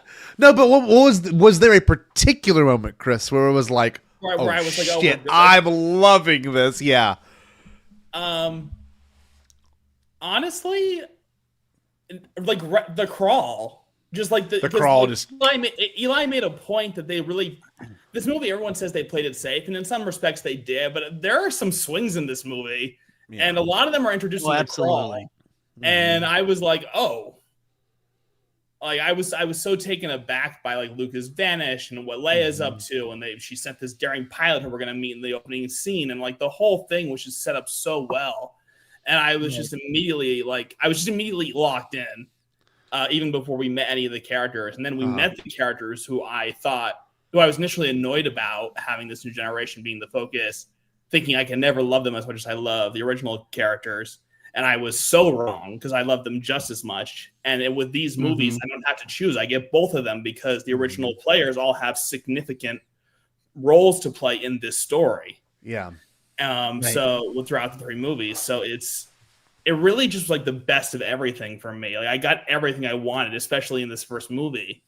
It's really hard. Action adventure movies are also like notoriously hard to write. People think of them as like schlock, and oftentimes they are because they're hard to pull off because you need to blend character development with with continuous action for 2.5 hours, and that's really difficult. Thinking of set pieces and how they inform what the characters are up to and what each of them are doing, how they play as pieces on the chessboard, and how that advances their arcs. And TFA just does that really well. It's like it's fun and swashbuckling, but it also is really thoughtful and has great arcs for all of its central characters and sets up further development for them through the other movies. So it's just a miracle of a film to me. It really is. It's a perfect legacy sequel. And you know, I wanted to ask you about the moment that you fell in love with it, because it reminded me of the moment I fell in love with it.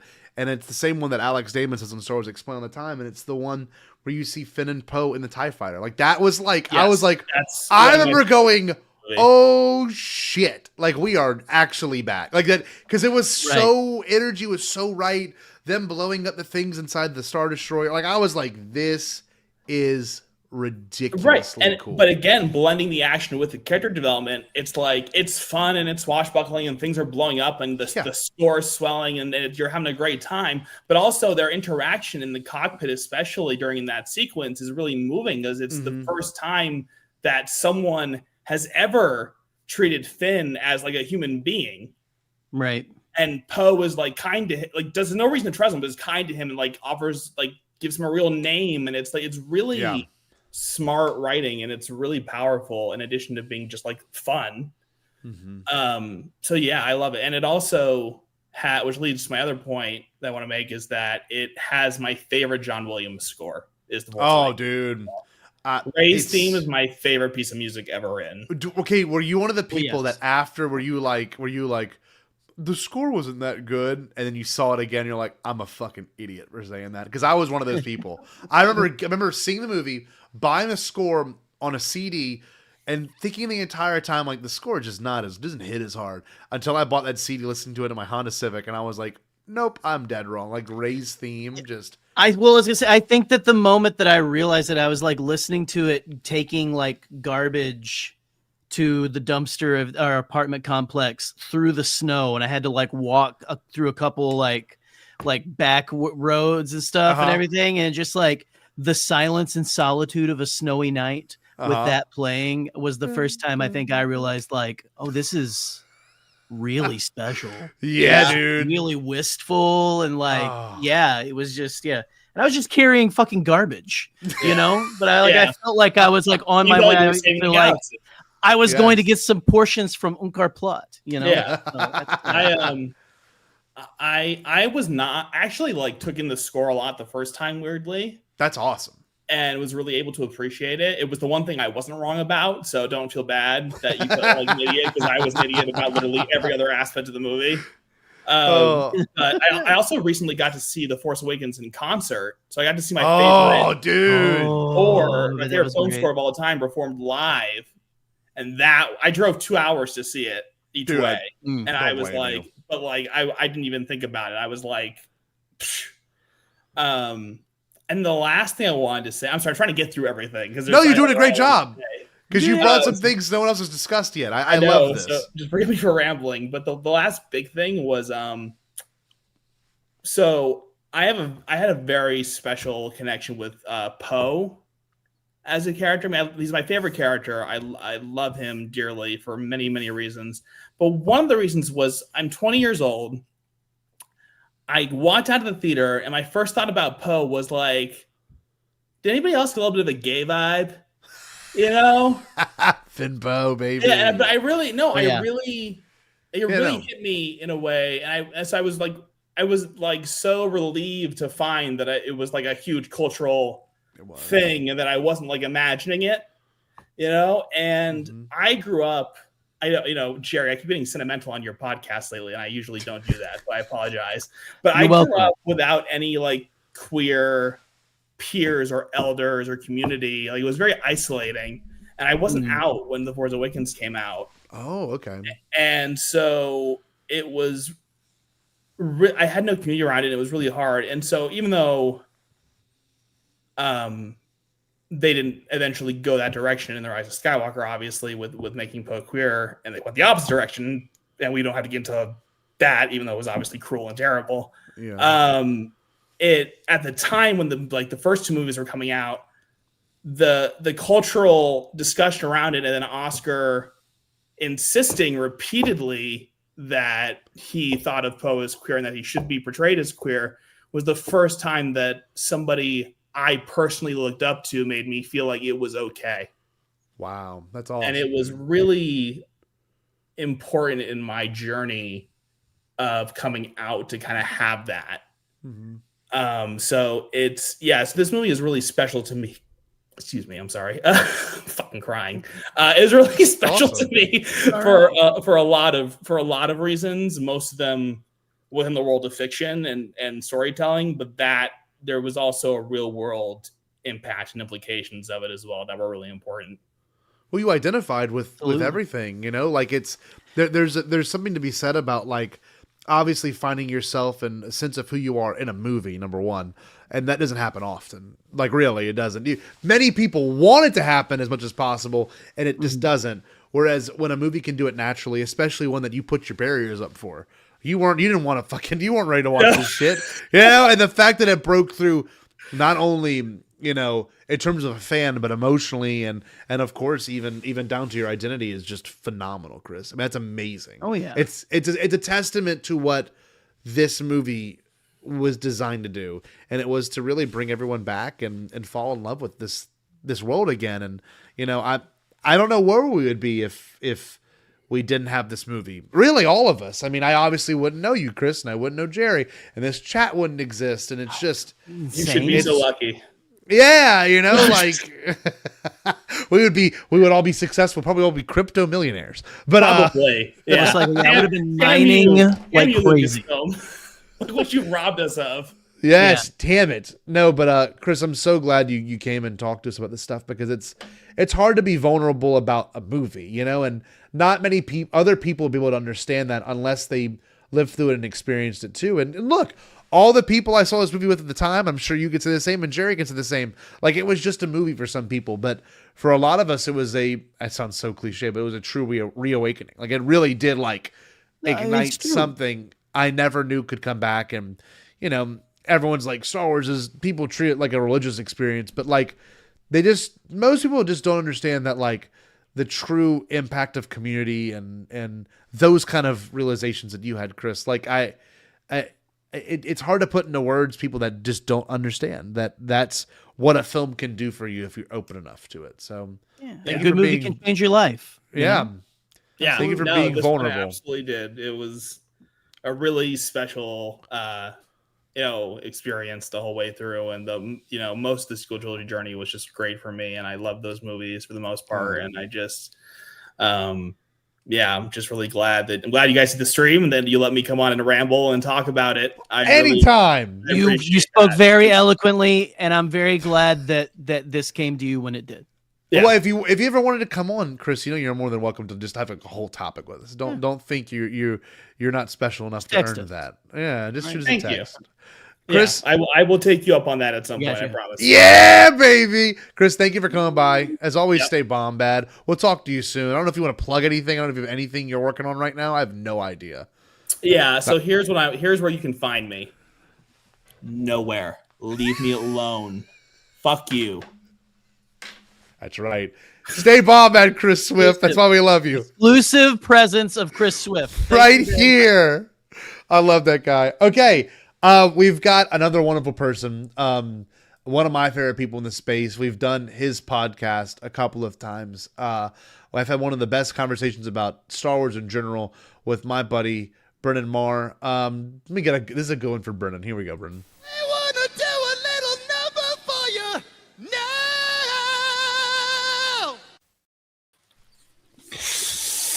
Well, that's an introduction. Yes! What's up, Brennan? Hey, hello, guys. I just want to piggyback off what Chris was saying. Anybody who says that Vel from Andor is the first queer Star Wars character, I don't know what franchise you've been watching. Well, they've been watching it from underneath a rock, Brennan. Is where Well, a lot of the Andor fans, that's how they are. Yeah. Well, exactly. Anyhow, I have a lot of memories of seeing this the first time.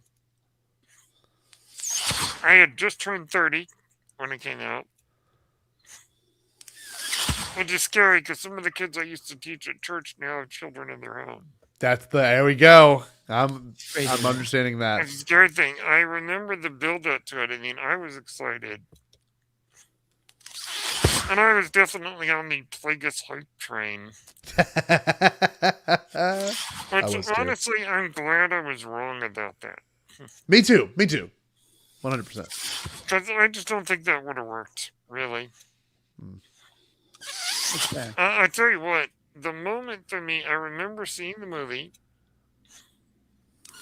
Opening day, I think it was 11 o'clock in the morning. At the AMC in San Jose. Nice. I got there an hour early to get to my seat. I remember the movie starts, and immediately I'm like, okay. Okay. The moment when Rey takes off her mask and slides down that sand hill with the great John Williams music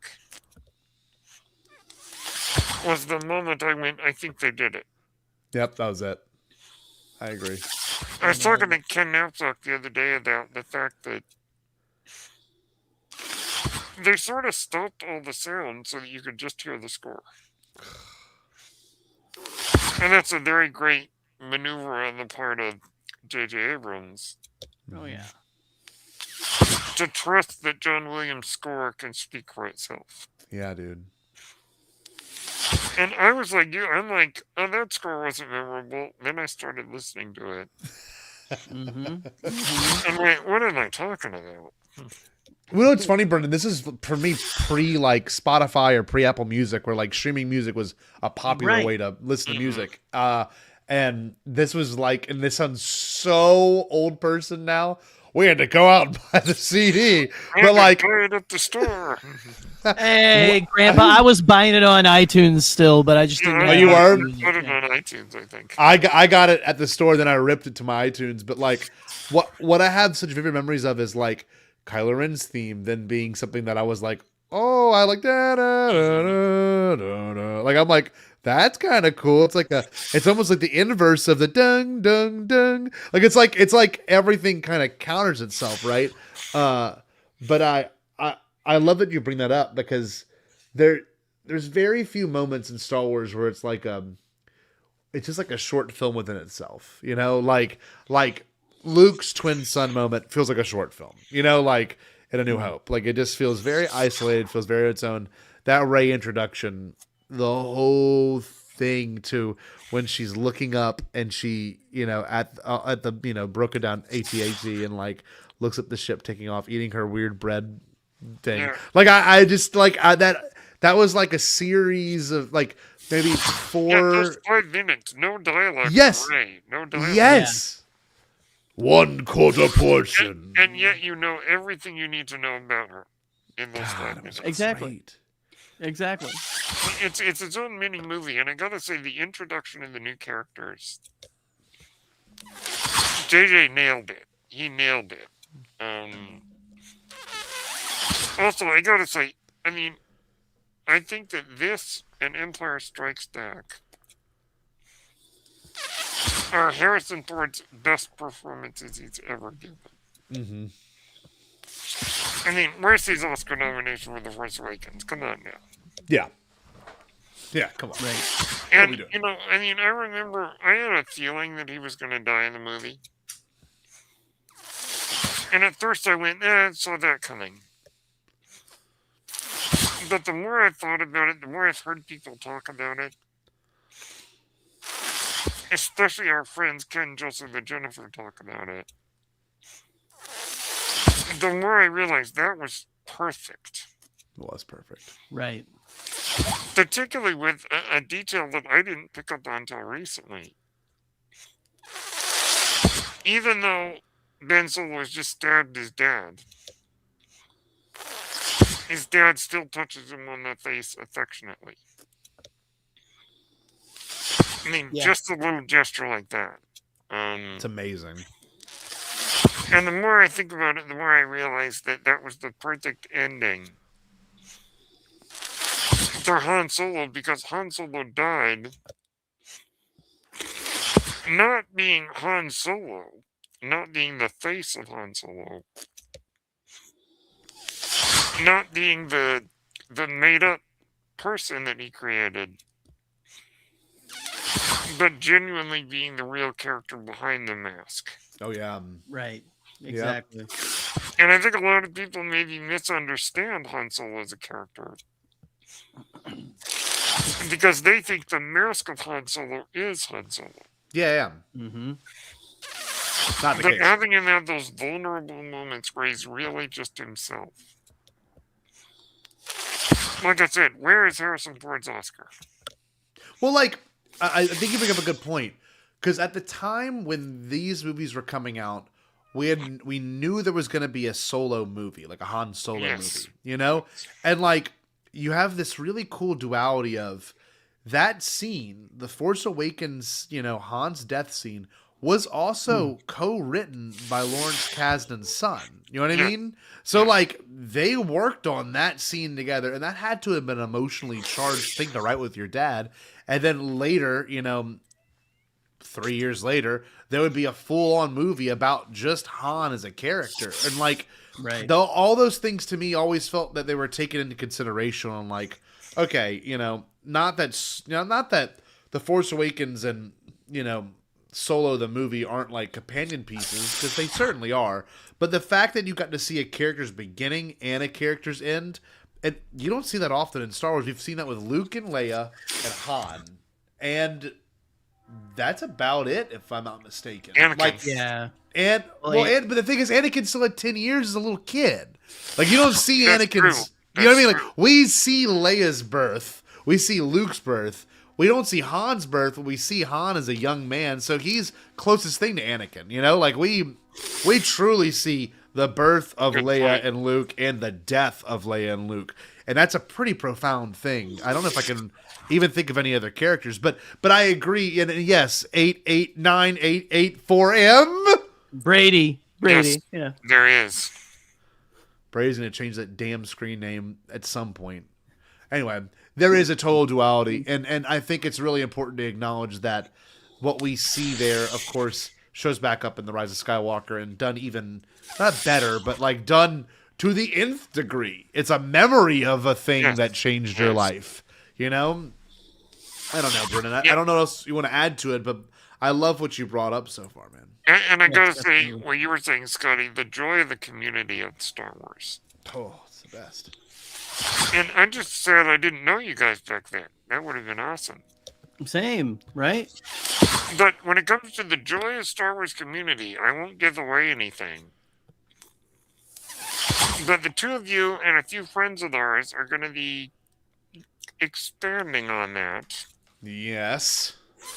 At some point in the future, if you know, you know. So everyone, stay tuned. Stay tuned. Right. That's right. Stay I tuned. won't give away anything, but if you know, you know. That's right. Brendan, I don't know if you want to add anything else. We got one last caller we're going to bring in because it's running late for us. Yeah. Well, no, I'll give the time over to our buddy Steve. That's right. The one and only. Brendan, if you want to plug anything for Page Turners, by all means, I'll give you the floor, bud.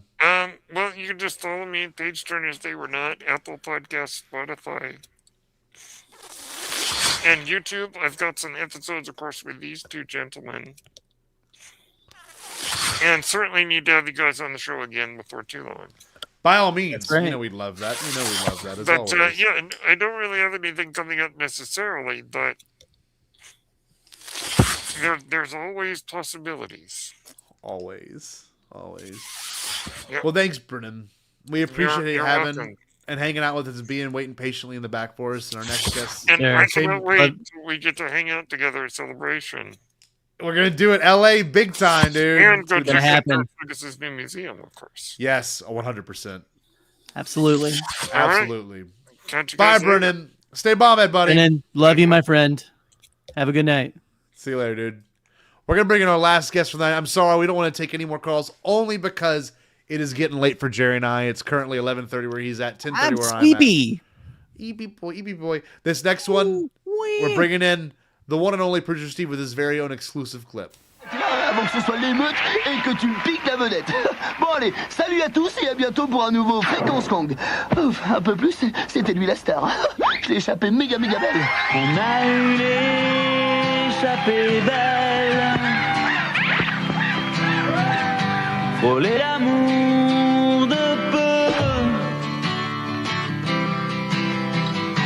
On a eu l'échappée belle.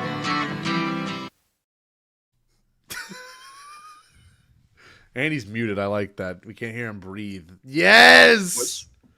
What a stud. I love producer Steve. Yo, look at this handsome dude right here.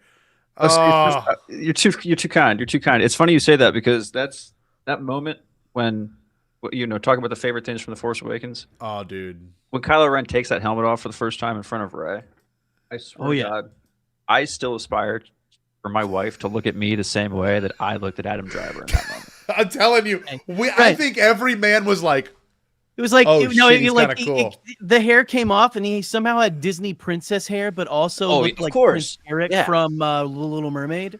Yes, yes. All at once. It was like, ooh, okay. Steve, I got to hear your thoughts because I don't know what your life was like 10 years ago, but I know you're like, have a kid. Like I know things have changed.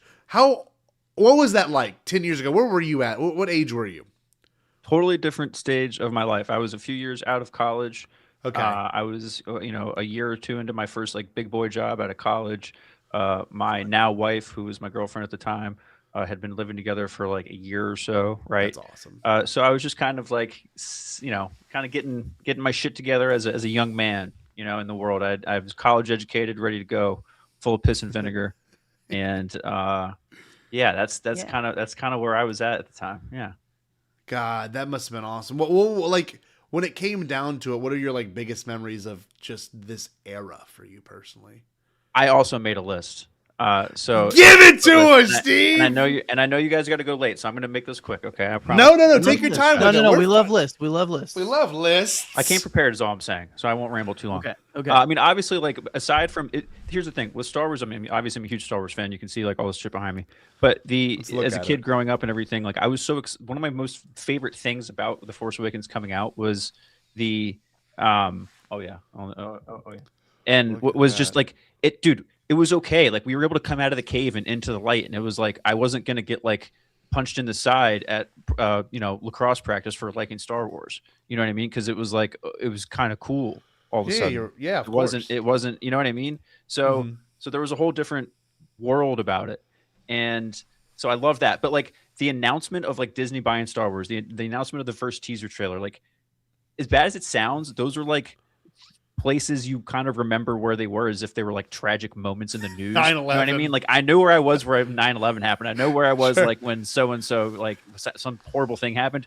I know where I was when I looked down and saw that Disney had just bought Star Wars and holy shit they're making a sequel to Return of the Jedi, and I just like started running around my college apartment. So it's like right. It was insane.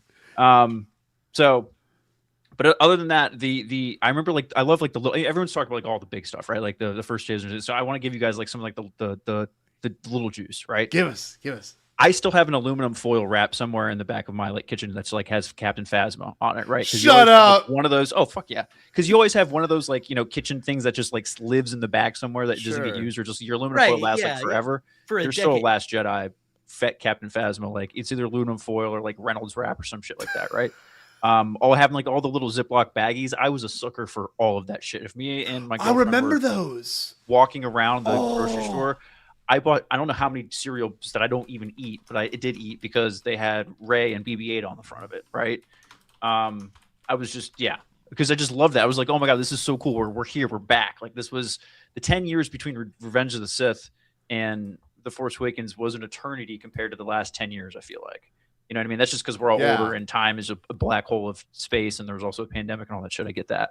But just like, I just want to go back, man. 2015 was just so much warmer and cozier and we were all nicer. Like we talked about earlier, there was that hope in 2015, that I'm sure it's out there. It's somewhere. It's maybe around. It's like we need a new one. I don't know. I forgot about these. I remember these, dude. Oh, look at these Ziplocs, my man. There was a 3PO and BB-8 and R2. There was, yes. I think so, yeah. The flame trooper who only has like a single shot in the whole movie.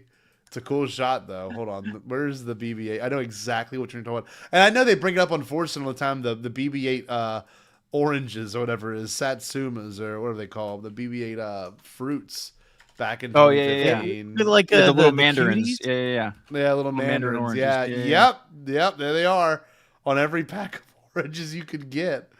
I'm sorry, you can see it right here. I want the BB-8 oranges. I want the BB-8 oranges, Dad.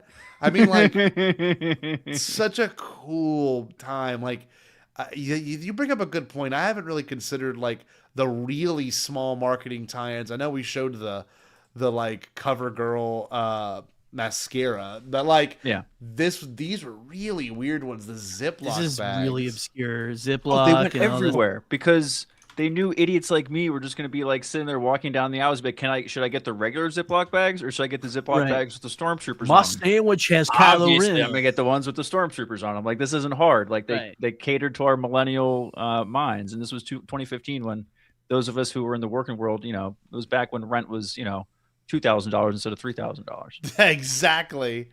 Oh man, what a special time! No, that's a disposable income, kids. It was great. It was awesome. Reusable snack bags. What are these? So great. But I had two more storyboards on my notes that I wanted to get to because I don't want to keep you guys too long. You're good. We can believe me. We can go through all the merchandise all day if you want. This was also the first experience I had with my father and drugs together. I like this. Okay.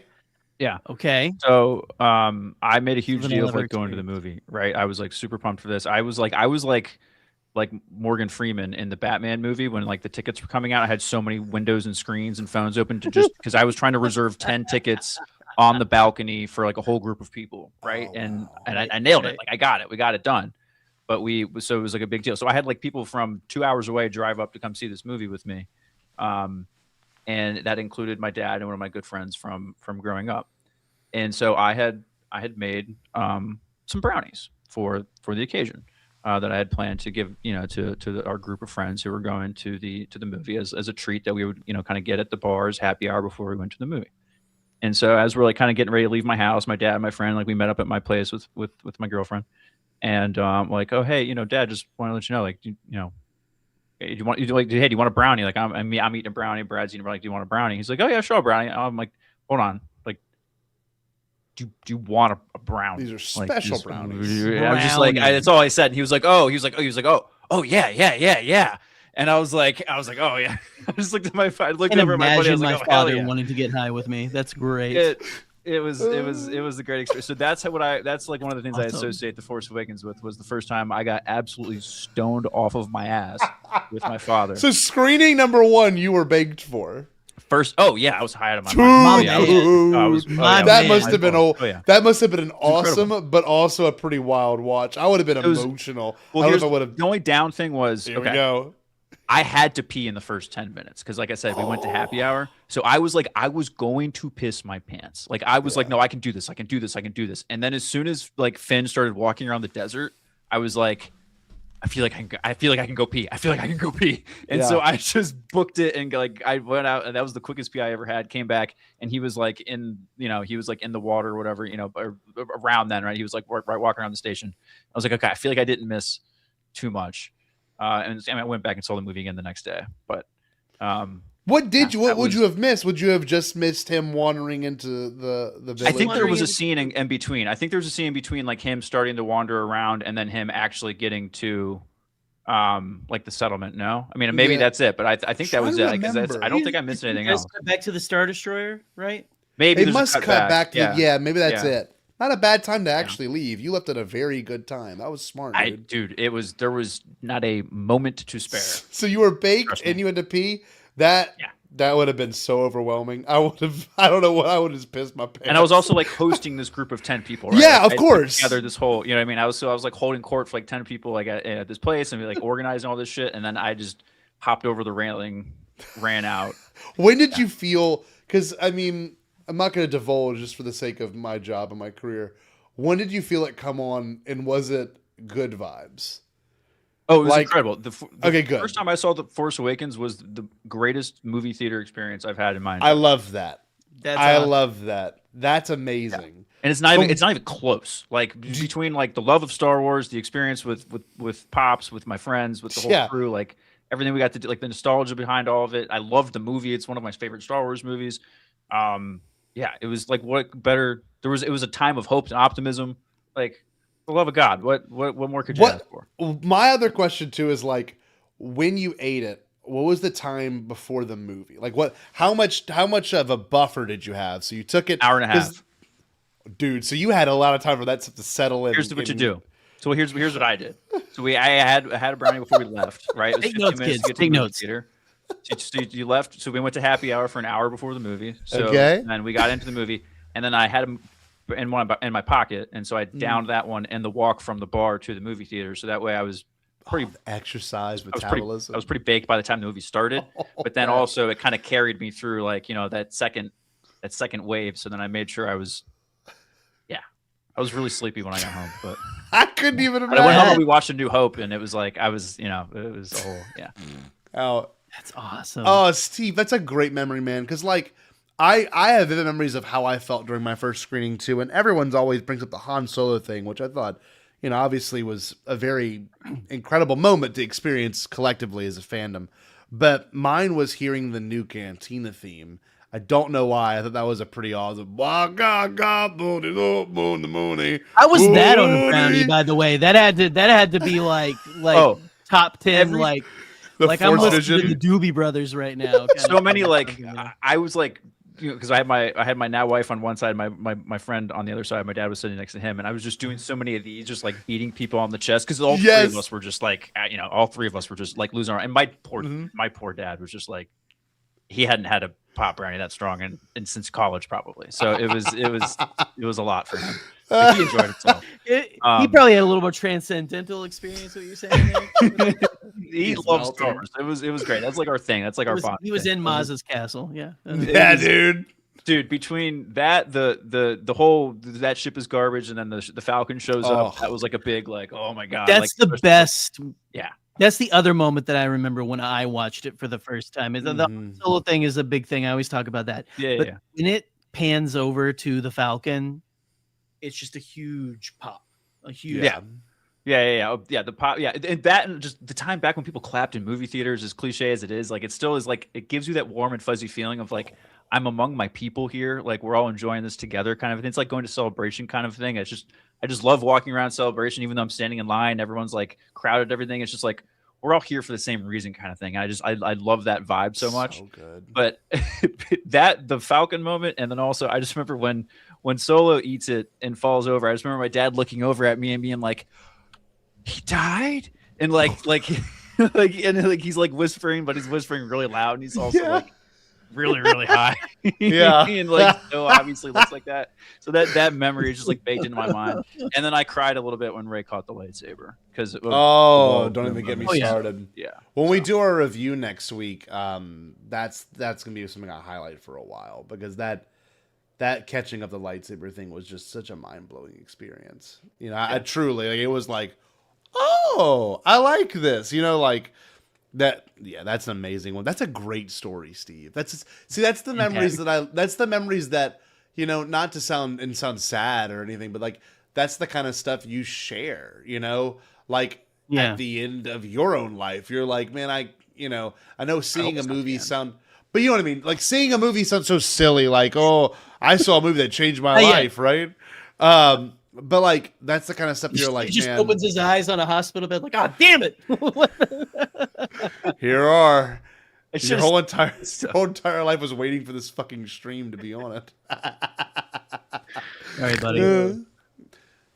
Steve, thanks, guys. We're gonna have you on properly very soon. We gotta have you. Like, we just like have been kind of like sneaking you in, and we no more sneaking in.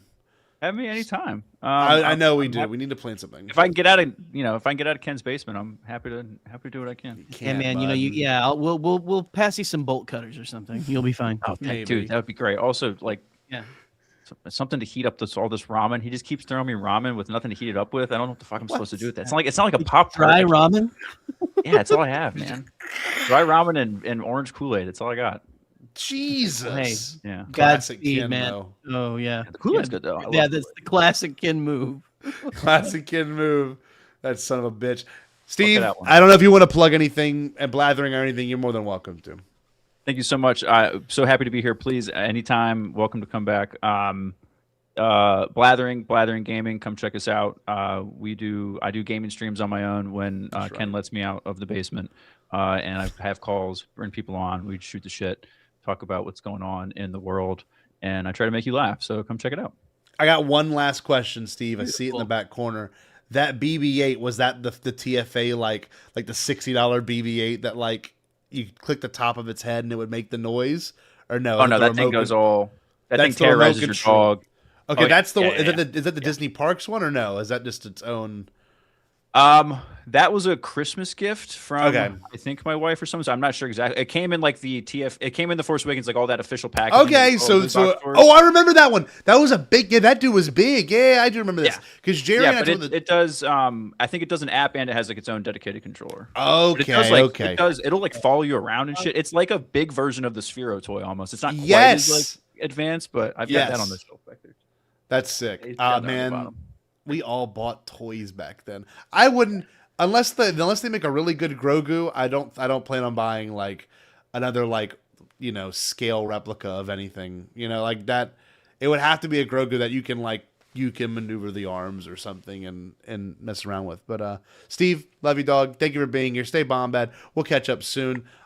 Great stream, great hang tonight, Jerry. I really enjoyed this. Obviously, we've been looking forward to this for a while. The 10 years of TFA memories, man. I just can't believe it's been 10 years. We've now talked for almost the entire runtime of the movie. I think it was 2 hours and 5 or 2 hours and 10 minutes. So I'm glad we I was gonna say, we have overtaken it by a half hour, guys. This has been great. It's been awesome. We're not even really talking about the movie yet. No, not yet. That's next week. The movie is next week. But I will say I love all of you here. We've had a really big audience tonight just to hear, hanging out, talking about this project. And 2 hours and 18 is the runtime. Thank you, Brady. But anyway, we're going to go. We had a great time with y'all. Next week. 884M. So we'll admit it. We'll say it here. Jerry and I's other favorite IP is making a movie, and it's coming out next Thursday. So it'll be a pre-record next week, or we may even just go live on a Wednesday night. Whatever Jerry and I can pull off, we're gonna make something work for this. We'll make it happen. We'll see. But Avatar: Fire and Ash next week. We'll have probably a review of that at some point as well. But we love you all very much. Thank you everyone for coming here. This has been a very good night. Jerry, I don't know if you want to plug anything else, any hyper-focus stuff coming up. I'm not even sure. Well, listen, I got to talk to my co-host. I think we might have one more hyper-focus in us before the year is up. What's up, Noah Olson? How's it going? But yeah, no, and listen, we are almost to the end of the year, so we might do one of those. We might not. Enjoy your time, guys. Enjoy your time. Make the best of it. And yeah, go watch The Blue People next week. Sincerely. That's right. Everyone thinks that everyone thinks that no one likes it, but then it still makes a lot of money. Like, makes $1 billion. And it's not that it's not success. That don't make it good. But Way of Water, listen. Shut up, Eli. Listen. Shut up, Eli. Listen to people.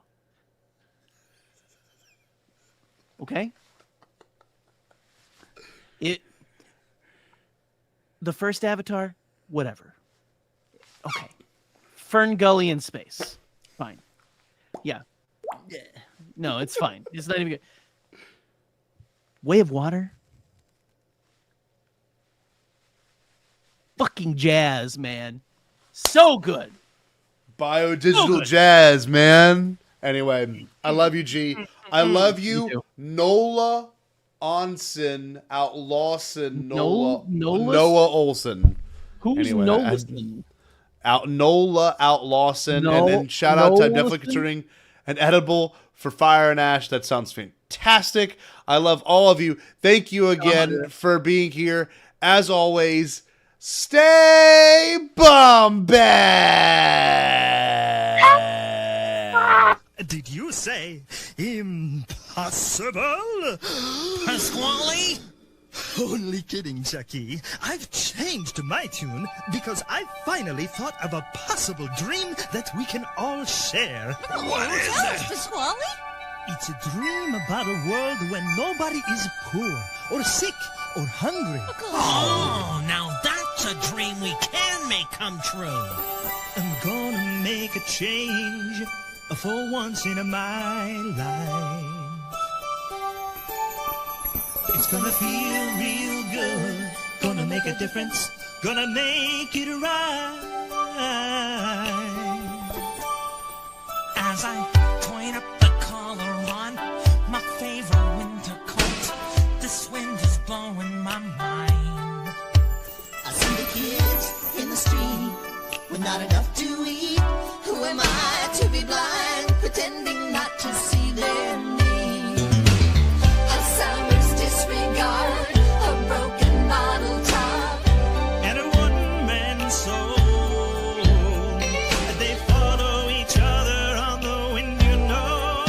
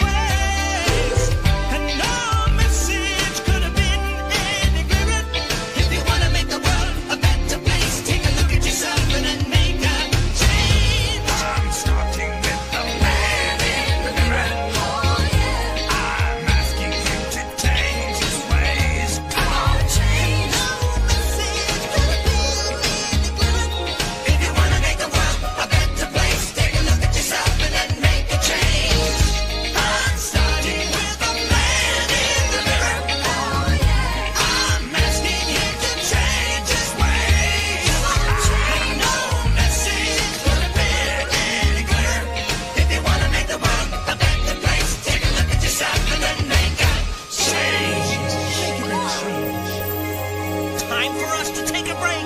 But we wouldn't dream of being gone for